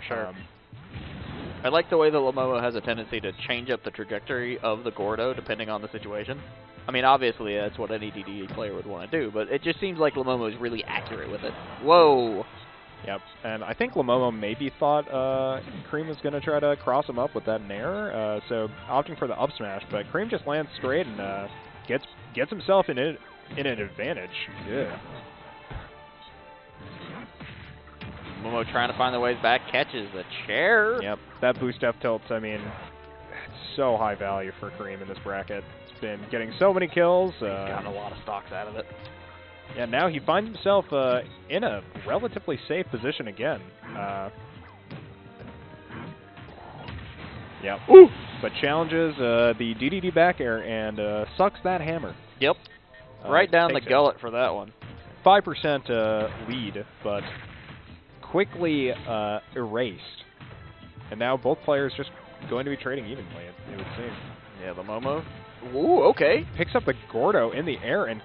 Yeah, I don't know if that was more damage than the regular setup that he does, but it was flashy. I mean, I really like how he's challenging these Game & Watch hitboxes. Like, just the hitboxes he knows he is allowed to challenge, he is challenging all of them. Yeah. Yeah, Llomomo is very smart. And really making a great run in Game 2, honestly. Yeah, very much so. I mean, this is much more composed than the last game. Just playing to his outs, just knowing what to do. Seems like a lot of players are coming into a Game & Watch matchup and having to take a little bit of time to adapt to what exactly is being thrown out. The Gordo is really doing excellently. Yeah, I'm very surprised. Normally when I see Kareem, Went for the dash. He's really good against these projectiles, but so far in this game, I mean... It's working out for Llomomo. Yeah, Llomomo Great. Playing with these Gordos very, very well. Up throw. Gordo protection. And I think he's trying to get Kareem to go for a down air where he can contest it with this up air because Llomomo has already shown that he's willing to contest this down air. Okay, that'll get a stock. Wow, absolutely unbelievable that actually worked. But Llomomo finds himself at a pretty substantial lead now at 75% on the second stock. All that Gordos is gold, my friend. It's definitely working out for Llomomo extremely well, but unfortunately he gets the little puff. He's in the air. He's fine. Don't worry about it. Llomomo getting a lot of just juggle action currently. Off the stage on the left. Gordo for safety. Not a great angle on it, and the bomb on the platform was enough. Yeah, that was a really great finisher from Kareem, knowing where the bomb would land there to get that stock. Yeah. And now, I mean... Llomomo's in a pretty good spot, honestly, provided he doesn't catch a lot of this damage. Yep. I mean, 42% on Game & Watch. You basically put yourself halfway, or Game & Watch is halfway in the grave. Or should be. Wait for the 2-frame. Was that a hammer? Kareem has shown the hammer off a couple times. I think hammer is really interesting. The Gordo combo. That was sick. He goes to contest the down air again at the up air, but it doesn't save him this time. I'm telling you, man, like, Llomomo and the Gordos. It's like bread and butter. It's so good. And it makes sense, too, actually. Yeah. It's smart. Well, because Game & Watch doesn't really have a great fast forward option to contest Gordos while he's trying to run in, other than Bucket. Right. So we saw a Bucket a second ago, and it reflected? Yep, it reflects it. But, like, he can't chair while he's walking forward because it has really long landing lag. And if he does single-hit jab, he has to just do the jab animation. He could do Bacon, I guess, but he'd have to wave bounce Bacon for it to, like, be aggressive. Right. Which is where you do a turnaround during a B reverse, so you push yourself a little bit further forward. Yeah, okay. It's really good on, like, Link and stuff. Llomomo trying to recover. Canceling into that. Nice. Catches him slipping really on good this ledge. Set, though. I mean, Llomomo was looking fairly dominant there until the end. Yeah, until he gets Game & Watched. The Gordo accuracy is really impressive on this player, man. Yeah, I mean... He knows exactly where to put it every single time, almost. That's so crazy to me that that Gordo actually didn't kill. Yeah. The one I'm specifically thinking about is the just the runner off of the left side platform. It Mhm. put Kareem at like 120%, and it almost killed. If that killed, that set would have gone much differently, I think. Agreed. But Yoshi's Island? not a legal stage anymore. Oh, okay. It used to be a legal Yoshi's stage. Story? Yoshi's Island Brawl was probably the second most egregious legal stage ever in this game. All right, opting for Donkey Kong. Okay. Which I think makes sense because it's his last attempt. Sure. But I think it's hard into Game & Watch because Turn things around with the pink gorilla. big body and But that's really, really smart actually. If he sits on the curve at the end of the stage, he Sweet. might actually be able to anti-air with down tilt. Hmm. I don't know if that's right, but he did it with the first one. You just hang out in the corner and slap him away. That's so funny. Really struggling to get a footfall right now, though. Oh yeah, I mean, Just in the air constantly. it's one of Donkey Kong's biggest struggles, I would say, is just, I mean, he's just a big beefhead. He's got to find some way in himself. He takes him on the chin. He does really take it on the chin. Yeah, because when he flies up, they're like, "Bruh." Okay. Wow. If Kareem had pulled that up smash out a little bit earlier, could have been a Ooh. completely different story. But now, Momo gets himself in a little bit of advantage. 90% on this Game & Watch. He could just die, A actually. little bit of twinkle toes there. Yeah, both players at kill percent currently. 88% for Game & Watch. 150 for Donkey Kong. Okay. The chair almost killing, but it's Donkey Kong. He has a good horizontal. No, so close. Wow. Already, I mean, this Donkey Kong It pick could- already kind of paying off. It's really paying off, actually. We got a game. Let's go. He's got a full giant punch with full Yeah, range. that's dangerous. I want if Wee woo, warning, warning. I was Kareem gonna off say, stage. if Llomomo would have lived to Game & Watch being at like All right, 30%, ding dong. he might have actually just been able to kill him with a giant punch. That would have been amazing. There's so many opportunities for like cool things to happen, which is why I love hanging out and commentating over Smash. You never know. Exactly. There's yeah. always something fun happening. But just getting chipped so much. Lomomo's just trying gonna to get land. to the main part of the stage. Being on these platforms, he just eats the aerials. Yeah, he sure does. Game & Watch, lots of little pokes. And if you're a big guy like this Donkey Kong, I mean, you're gonna get poked a lot. Normally you would want the protein, not when Game & Watch is the one slinging it. Oh, that's gonna kill. Yeah, and all he has to do is just read whatever option Llomomo is trying to do out of his frame Yep. trap. All right. Just catch it, because it is just... yeah, and he was going Up for there. a ding-dong there. Mm-hmm. That's why he picked Yoshi's. Actually makes so much sense to just go for really... Got a really low ceiling, huh? Well, that and has platforms that you can exploit to do up throw up air combos on, because it does... Oh, yeah. Ooh, that would have been big. That was something I was actually also wondering about, if Llomomo is thinking about in this matchup, is what things he can armor through. Because I think for a character like Donkey Kong, who you are kind of forced to use his armor to be able to function in neutral against certain characters. Oh, that's really rough. Almost got him with the half charge. Giant. Like, being able to, like, get off ledge with, it just kills him high enough percent to be able to do that. It's just funny to me. Donkey Kong jumps off and just throws you to death. See ya. Just being able to contest with, Ooh, the up B is so fast. yeah. Couldn't get in. God, Trying to recover on these hits. All right, slap him. Yeah. Gets him with the slaps, but... Momo struggling to stay alive in the loser semifinal. That's funny, actually. Kareem is so good at getting the bottom, or the last hit of Bear, that I think it didn't kill because he got the last hit of it. Wow. The key will do it. Wow. That was so close, too. Wow. Going for the combo setup into Good the set. up smash, but... Lots of really close situations. Yep. It was I mean, that was Players laughing, though. They're having a fun time.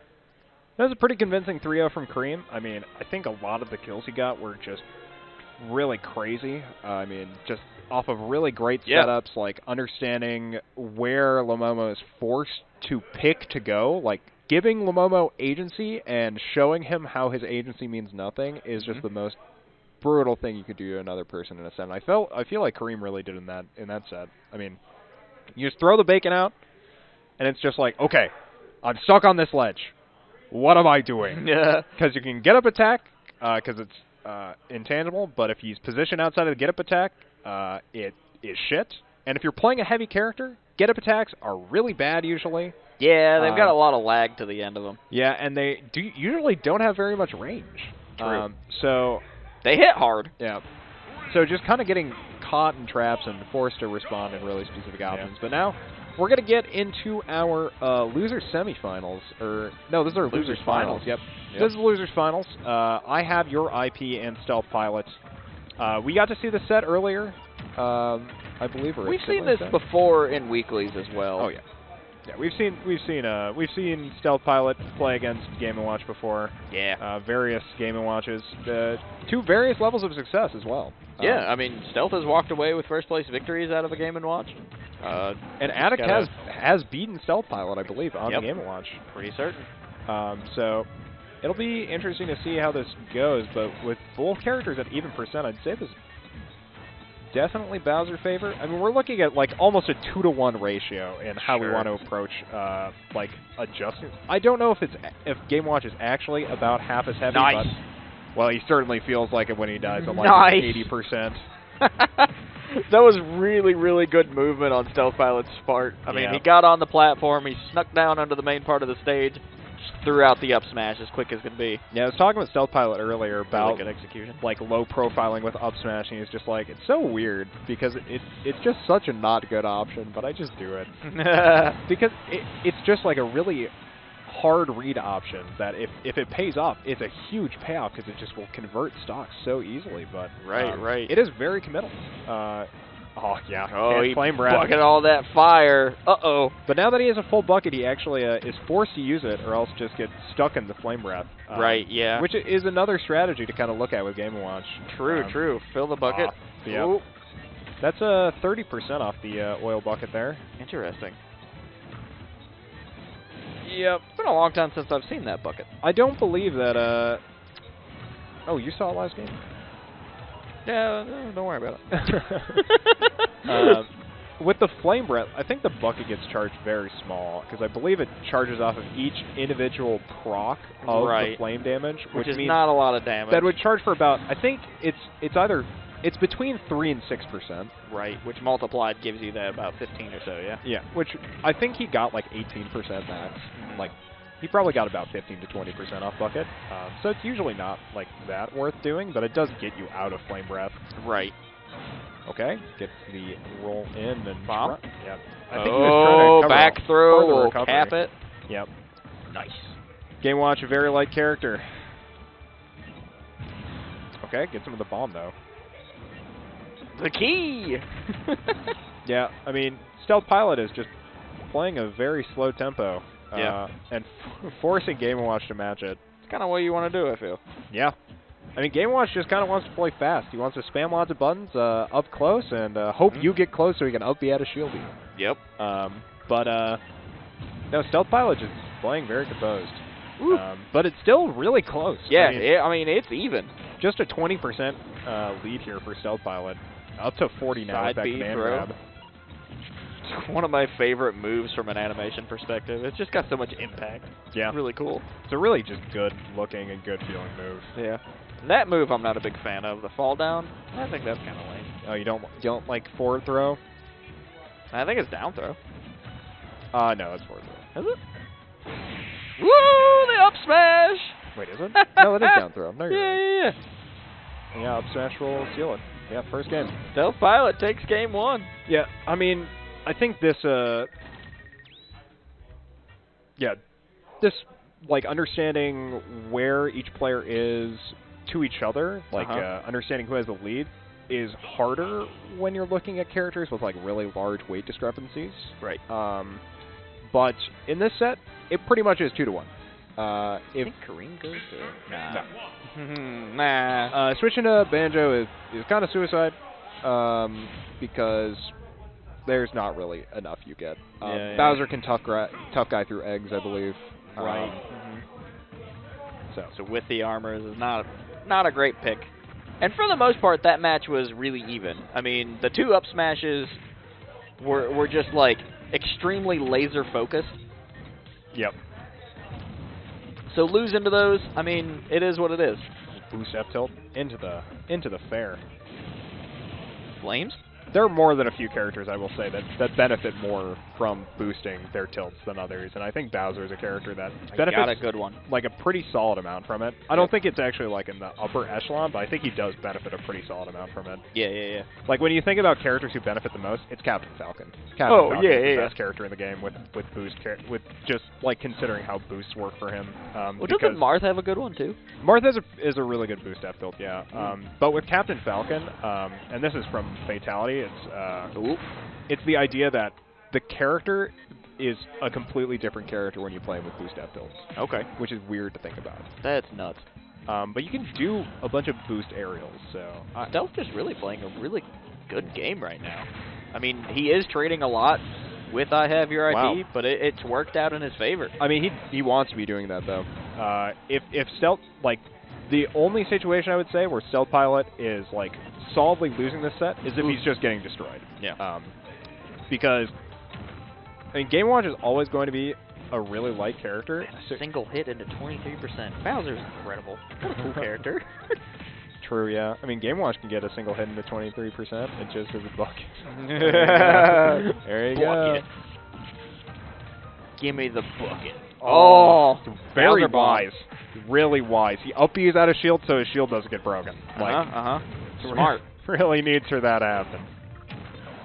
And that's really, like, that was entirely reaction from IHaveYourIP. That was him recognizing what was going to go down. That was him recognizing, oh my god, I'm about to get shield broken. And then him hitting a button that isn't shield. Ooh, what is this? That was a really good tech to save him, but... Stealth Pilot with the meteor spike. He was thinking about doing the underground runaround. I saw it in his eyes. He probably was as well. That's one of my favorite things he does. I was like, I didn't never know you could do that. And he's like, yeah, most people don't. God damn. He did the smash full jump in a competitive match. Why? He's done it before. Oh, yep, that's 35. Fires into 35. I mean, so far it's looking very, very Stealth Pilot. Looking good, yeah. Would love to see him That's take another fight against 34, because that's where it was. It'd be another runaround. The redo. Yep. So that back air, redo no you. Keeping Kareem in this game. Throws into forward there. All right. Get it in there. Oh, that's gonna kill. Stealth Pilot taking another game. Yeah, and now nice. Now we're in a situation where I don't think he's going to play Banjo, but you could definitely ask, because these last two games, it isn't just that they were losses, it is that they were, like, losses. They were definitive losses. With, like, consistently in, like, neutral. Yeah. Where it's, like, it makes sense. Kareem's Banjo neutral game is real good. Well, it's because his neutral is supplemented so much by projectiles. Yeah. That it looks better, but it's just playing neutral with a different character. It's like playing neutral with Snake. Sure. Playing neutral with Snake versus like Disco playing neutral with Snake. It's different. Because when I play neutral with Snake, I use my projectiles a lot to give me pressure in neutral. Right. But I don't use them to the effect that they supplement my neutral game, if that makes sense. I feel you. Like, they almost play my neutral game for me because the characters are broken like that. Well, Kareem definitely putting out a lot of percentage in the early game. Yeah, Stealth 105. Pilot getting 53 on the board. I mean, this is really what you want to be seeing if you're a Game & Watch fan. Oh! If you're a Game & Watch fan, I mean, you're probably not in the right state of mind, but... we have therapy hotlines. We can find you somebody. But, like... Oh, the Yump? Yep, footstool's up. But so far, this is the best he's looked in this set. Yeah. Almost 150 here on this first stock, but Bacon Fairy. It's really all about who can get the first stock. Like, agreed. Yeah, you got to get that momentum going. Just as easily as Kareem has put all this percentage on, he can die from a boost F-tilt from Bowser from halfway across the stage. Yep. He can also die from a double kick. He gets it with a raw S-smash. Oh, that's so bad. Nice. Man, that's cool. Oh, that's so Love funny. to see the drop kick hit. Again, the animations of Bowser, I think, are really, really exceptional. And now he's getting extra credit, and this Yeah. is getting scary. Yeah. I mean, Bowser with any sort of additional help at taking stocks is, well, his character's no fun to contest. You do not want to be in a situation with a King Koopa like that. So, you know, flick him away. But yeah, Make some more space. Went for another one. I have your IP. Yeah, wow. I mean, he's paying a lot of respect to this Bowser, but Yeah. it's just there is just so much pressure being put on him from Stealth Pilot. I think he's mad that he lost. Oh, winners. nice parries. Oh my goodness. Couldn't get that second one. Yeah, very close. All right. All right. That should kill. Yep. Off the middle platform. Uh-huh. On Smashville. Just one more, and Stealth Pilot moves back into the finals against 34. Wow, it's actually crazy to me that they're playing on Smashville. Yeah. Weird pick. I mean, I think it's like you just feel like you're forced to pressure Bowser close, but also like he has the entire middle platform to hit you with the command grab. Or the up smash from the platform proper. Yes. Like hitting up through that. Yep. Yep. I think like that's a part I'm of it. pretty certain that reaches. Yeah. It will reach, but Yeah. like that command grab, I mean, you kind of just get slammed on that middle platform like every time. It kills like 20% earlier, maybe. Yep. If you've got the percent lead on it, I mean, it's dangerous. Coming down, turtle slam. Hit him with the downtown cowabunga. Never pay for late pizza, man. Never pay for late pizza. Words of wisdom. Oh, Stealth Pilot. Boosting up with that up B mash. Yeah, I mean, Stealth Pilot is like he has some of the best Bowser recoveries I've seen because he only makes his up B as long as it needs to be. It's really Like precise. when he knows he needs to make it super short, he will not mash that shit at all. Nope. It will just go. Went for another forward smash, and the hitbox just barely clipped him, so there wasn't enough momentum there. Drags down with the nair, but Okay. and Kareem finding himself in this game. I mean, 60% to 75. He's completely closed this up. Covered, sliding in. Okay, smart. Kareem went Floats for back. Ooh. Yeah, Kareem really likes doing that, the floating back of the bucket, because if you use your jump, it'll like coast your momentum. Stealth was almost in a great position there to fire back. It's close. It's scary. He gets him with the fire. Oh, IHaveYourIP takes the game. Wow, and that was huge. I mean, he was behind by so much after that F smash of the first stock. Like, By a lot, yeah. Really excellent play from IP, honestly. I mean, he was using the stage pick, I think, extremely well. Bowser was just stuck on ledge for basically that entire last stock, and the only place you have to land is on the Smashville middle platform, and you just kind of get caught by Game & Watch there. Yeah. Game 4. Let's see it. If you're watching the stream, tell your friends. Bring them on in. We're always happy to have more people here with us physically in the space and digitally as well. Check out blackice.gg if you want to catch any events and find our socials, including our Discord. Yeah, join our Discord. Come on down to our next Freezy Fridays tournament. It's not going to be until January, but Not only that, but Dungeon Fighter Duel, the new Arc System Works game, gets its beta this weekend. If you want to find some people to play with, that's a great place to find them. yeah. But Coming into Game 4. yeah, in this Game 4, I mean, so far, I'd say we're playing relatively even, maybe a little bit Stealth Pilot favor, despite the obvious percentage discrepancy. I mean, it's just kind of how their characters work, how their characters function at higher percents, and just into each other in general. Stealth Pilot. Throwing out a lot of neutrals. Yeah. IHaveYourIP, I mean, taking over this neutral game a little bit more. I'm trying to seal it there with the up smash. Really fishing for a lot of these vertical slams. Yeah, it's definitely just like a catch to condition you to be shielding when your opponent is above you. So Yep, that's a train. There's conditioning, like you're saying. Yeah, I mean, So we can throw out that down B and really put the hurt on. well, the down B or just landing with the side B, which is I'd say a much faster option. If you're feeling forced to shield, rolled past it. like if you're feeling forced to shield, like you might just go for the falling side B, but now IHaveYourIP taking that first stock and instantly losing his own from the aerial smash attack of Bowser Bear. So now we're even again. Really interesting catch. All right, off the platform.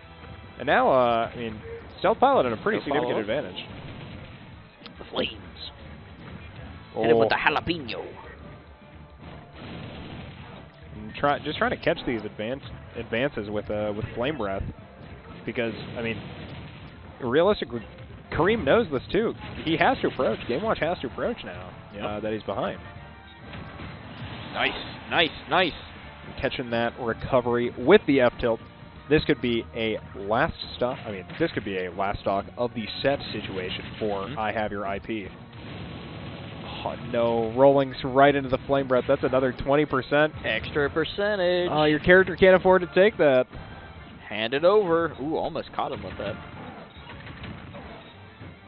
The up tilt. Hot. Bacon can't get through the fire. Out of the shield. The flames. That song's amazing. Uh-oh. I don't think that'll be a kill, but about 24%. Yeah. You know, take it where you can.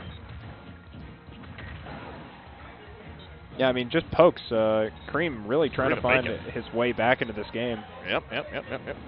Looking for a deep bear. You know what? Just get a little boost. IP's like, no, you come in. Barely spacing around that approach, but yeah, Whoa, that falling side B. He was trying to condition shield basically the. Yep. Oh, the stream keeps skipping around in general. We'll do a refresh on the capture card. Sometimes that fixes it, but there you go, a 3-1 victory to Stealth Pilot, who will now face 34. So actually, let's pop over to commentators. Third in the studio. Yeah, hello. Yeah, I mean, so that set was definitely kind of what I expected. Not necessarily the result, but the gameplay especially. Game Watch not really being allowed to make a whole lot of mistakes. Yes, I think it's possible if you out-trade Game & Watch, because he's a heavy character and you can die at 40%. That's, you know, sometimes they can just win sets that way, Cranky. All right. No. So this is... Well, I couldn't tell you how the match was supposed to go. I'll tell you how the matchup went, and it really was close. It was really close.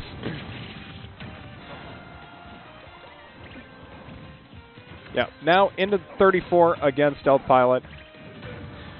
God, I mean, he is throwing out a lot of Olimar options. He went to, it's jab, jab. I don't know what this character can do that is not true. It feels like he can do no wrong. And it feels like for Bowser, this is going to be a really rough matchup. Because, you know, once again, we kind of come to that problem of heavy characters having large bodies. And if all of your hitboxes are forced to attack, wow, okay, the Nair not taking that Pikmin off is just brutal. Yeah, that's unfortunate. That's why I went for the up tilt there. Just get him off. Ooh, okay. Stealth Pilot. Yeah, Stealth Pilot. Smart. Starting to figure it out. Definitely got a long way to go. He's got a lot of Pikmin on him. Yeah, but he's not really able to put enough pressure on this Olimar, it feels like. No, it feels like every exchange is defensive. Yeah, I mean, and he's just kind of forced to. Okay. That was a great catch, though. Reverse up tilt. I mean, it's a great anti-air. It's a solid kill option, and now Stealth Pilot, I mean, still behind by a very high amount, but... now an even bigger amount. But he's not going to get JV'd. 1% or 2% on 34 on this stock. Sure. Oh, going for the purple. Oh, that was such a good setup. Wait, what? He threw the purple to... Wow. Oh, God. That was such a great combo. I mean, that put on like 50%. I feel like people who actually know like a lot of the meta right now for Olimar are kind of like freaking out a little bit on 34's gameplay in general. Like, they're a really good Olimar player. Oh, yeah. I mean, this guy is playing very solid. He is... And the whole night, it's just been one murder after another. Like, it's really crazy. Ooh. Yeah, catching that. I mean, I 100% agree with what our cranky fellow 64 put in chat, which is Olimar plays like his owner, but the damage output of a heavy. Ugh. How do you do that, Cranky? I don't know. Excellent question, though. We're all wondering the same thing, And I assure you. I can kind of tell you, it's purple pigment. This guy is extra thick. Yeah, he gets the radishes and the eggplants, man, and just gets them in there. And I think this is a smart pick from Stealth Pilot. If he's gonna hope to actually contest Olimar at all, he really needs to do it where he is able to kind of stick on top of him, force him into positions where he's not able to pull Pikmin. So just no platforms. Well, no Last place. stage. Just giving Olimar less room to move around, but Over there, fire breath. I think in this on this stage, I can imagine 34 just opting for his double purple setup again, because I think it's extremely strong on Olimar. Sure, yeah. But I can also see him go reds, Whoa! go for a purple double red, but instead, getting that first stock extremely easily, and now sticking on this one purple. He's going to be able to recover. Oh, Stealth Pilot going low. Hits him with the tech check, and there's no tech here. Cool. But now, on to the second stock. This is probably the closest game, aside from his first round in this entire tournament for I mean, 34 has really looked incredible this entire bracket. Yeah, I think it was just his first set that I thought looked really close. Oh, versus Senam? Yeah, because that first game went to last stock, and that was the closest, I think, out of any of the games. But, I mean, so far, Stealth Pilot making a case for himself being coming the back in real low. Going for the footstool, trying to exhaust the Pikmin. The yump and dump. Oh, no. Yeah, goes for the grab, though, and it does get spot dodged. Man, Olimar is just crazy. Yep, this character kind of does a lot. He hit him 4 times and he's at 64. Yeah, this character just is so ridiculous. Jeez. Okay. Oh. Like, it's the same idea behind Game & Watch, which is, that was a really great catch, using the Pikmin to extend the hitbox of his F-tilt, I believe. I thought there was a white Pikmin on the ledge, but, I mean, I could be wrong. Yeah, these games are ridiculous, because they feel close, but they're also not close at all. Right. Like, Olimar gets so much free percent that you just feel like you can't even track. Oh! He found the counterplay. Oh! All right, Stealth Pilot has found the counterplay. He's got the download! He's going to be using the Pikmin to extend his own really silly-looking hitboxes. This could be huge. Up throw kills? Yep. Yes, all right. Insta-pulls blue, But kills with the up throw. But Stealth Pilot now knows something that I think could really be a big factor in this grand final. You know, we're saying that because we're really hoping it, and we really do. Like, I wouldn't mind. Like, 34 has been playing so clean this bracket. Like, I agree. This entire bracket, he's been looking super good with his resource management, understanding true. how to play his character, and executing extremely well. I love an underdog story, but I hear what you're saying. 34 is a good player. It'd be cool to see 34 lose a game this bracket. Yeah. That would be great. This is our gym leader. Like, you know, we gotta show for Stealth Pilot. Like, he's the Stealth homie. Pilot's here very frequently and usually coming into at least the top 3. All right, you know what, Cranky? If you're still in chat, can you tell me how many characters you can say up smash, up air is a consistent combo on? Because holy fuck, this character is funny. He's a weird one. And this is the last Freezy Friday of the month. Whoa, that was Not nasty. A lot. Yeah, God, Stealth Pilot. Pilot. Trying to make this set as long as possible. Keep it going, man. I actually could see Stealth Pilot winning this set after that last game, though. I can too, yeah. Lose to that stock. Close on the second stock. It's one of those situations, Ben, where I'm really just like absolutely flabbergasted by the match. Okay. Like, I want to see it continue, and my little heart can barely take it. Bro, this guy's fucking whistling. Like, he's literally going for the whistle-on reactions against Bowser back air. The special throws aren't enough to kill. It's coming in. So many Pikmin on the face. Oh, no, that's the end of Wow, going for a hardcore clip. He's fine! Yes! Stealth Pilot barely living from that, even though he almost got what I would say. Just got to catch it. We're even. He's just got to get this stock, and then it continues. I would agree, Cranky. Both these characters are susceptible to being edge-guarded. However, neither of these characters are dying by being edge-guarded. They are just hitting each other. They are Stealth's hitting got each good other momentum. so much. Where's he going? That boost out tilt actually almost got him The on the friggin' 2-frame. Underground runaround. They both got it. But he's got this purple. All right. Just the solo purple here. Get So- that eggplant out of here. Stealth pilot. Catch him. Come on, bud. You got this. Get in there. God. Take a game. Oh, Come on. wow. Olimar going for This boost. is fine. That looked like a boost Off the S stage smash. has worked really, really well for him so far. Went for the 2-frame. Couldn't get it. Lots of Pikmin on the board. This is dead, yeah. Oh, no. He's Oh. fine. So close. So, come on, man. He's got the Come on, blue, man. He's got blue Pikmin online, and like blue purple is just the most brutal setup, like the most Oh, I brutal kill almost got him setup. with that. Oh, He's looking for the side. Oh! No! no! Try Not to enough go to for take it down. Yeah, if that was a command grab, he's dead for sure. Oh, When will the nightmare end? killing 2 Pikmin off that. Oh, He should die from this. Yes! Okay, let's go. Stealth Pilot takes Pilot the gets game. the game. We're still in it. The venue explodes. The commentator desk is exploding right now. Yes. Pretty nice, though. I mean, it's cool that we've really gotten to see Stealth Pilot.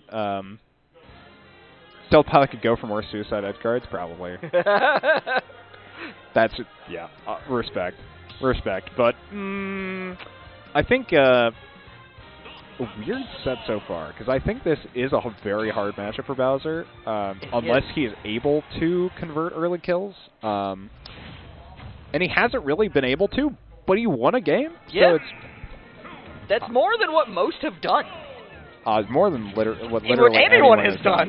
More than what This literally evening. anyone has done. So, jumps in with the flame breath. All right. I want to know if oh wow, that double up smash into the fair. The percentage this little dude puts out is ridiculous. These little dudes, I'll have you know, it is Olimar with his Pikmin, so it's mostly the Pikmin doing the work. Olimar is just tossing them. All my homies love percent. Yeah, I mean, literally in Olimar's case. Oh.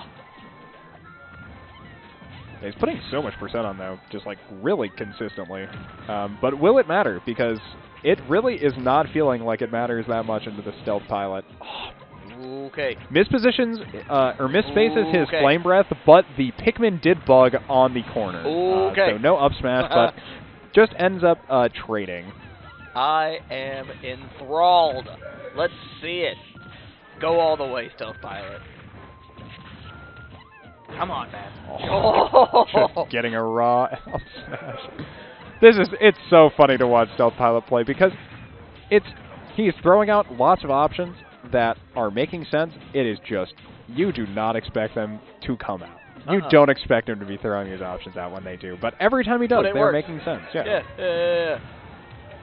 I think he's looking for a confirm, but I think Olimar is too high a percent for any of his confirms, so now he's kind of just in a rough spot. Okay. Oh, yep. Yeah. Yep, gets him on one of the side platforms there. Gonna force Olimar to reestablish Pikmin, but he's already got a purple.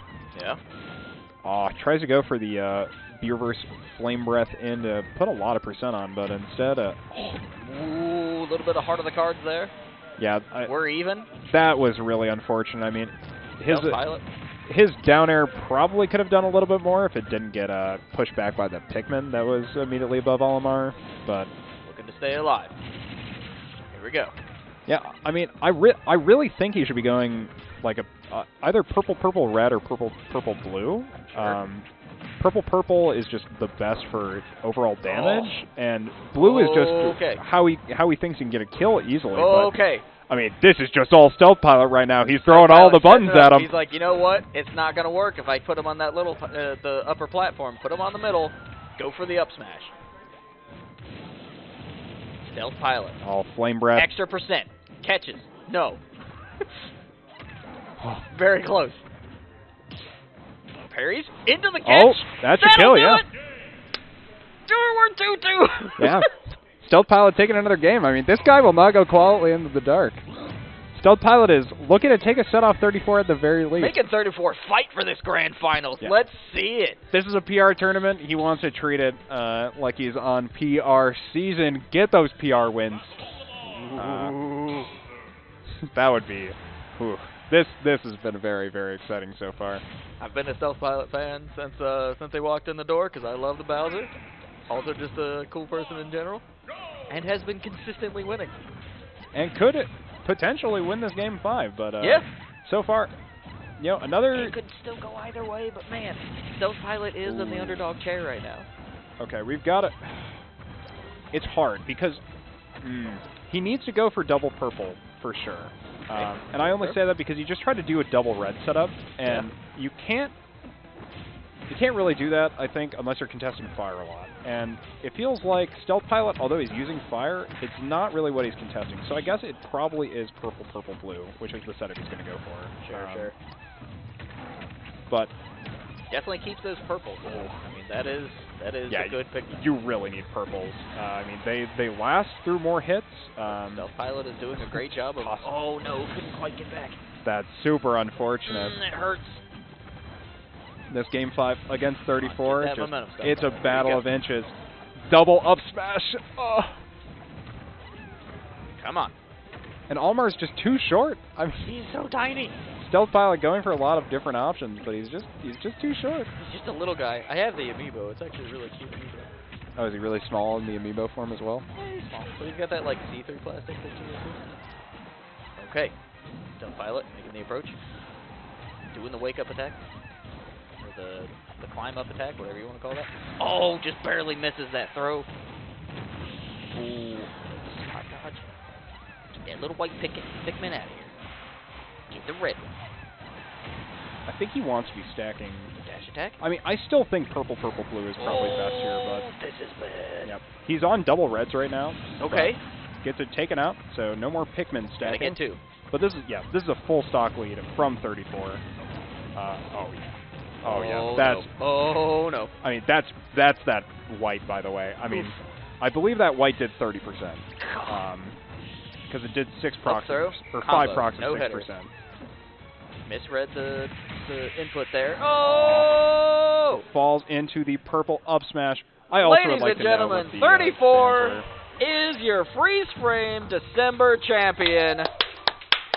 Great set. Yeah. Great stream. Great event. And really well played. Yeah. A lot of fun. I mean, this Olimar is... and clocking it out clean. right at midnight. Yeah. This guy's freaking clean. Like, yeah.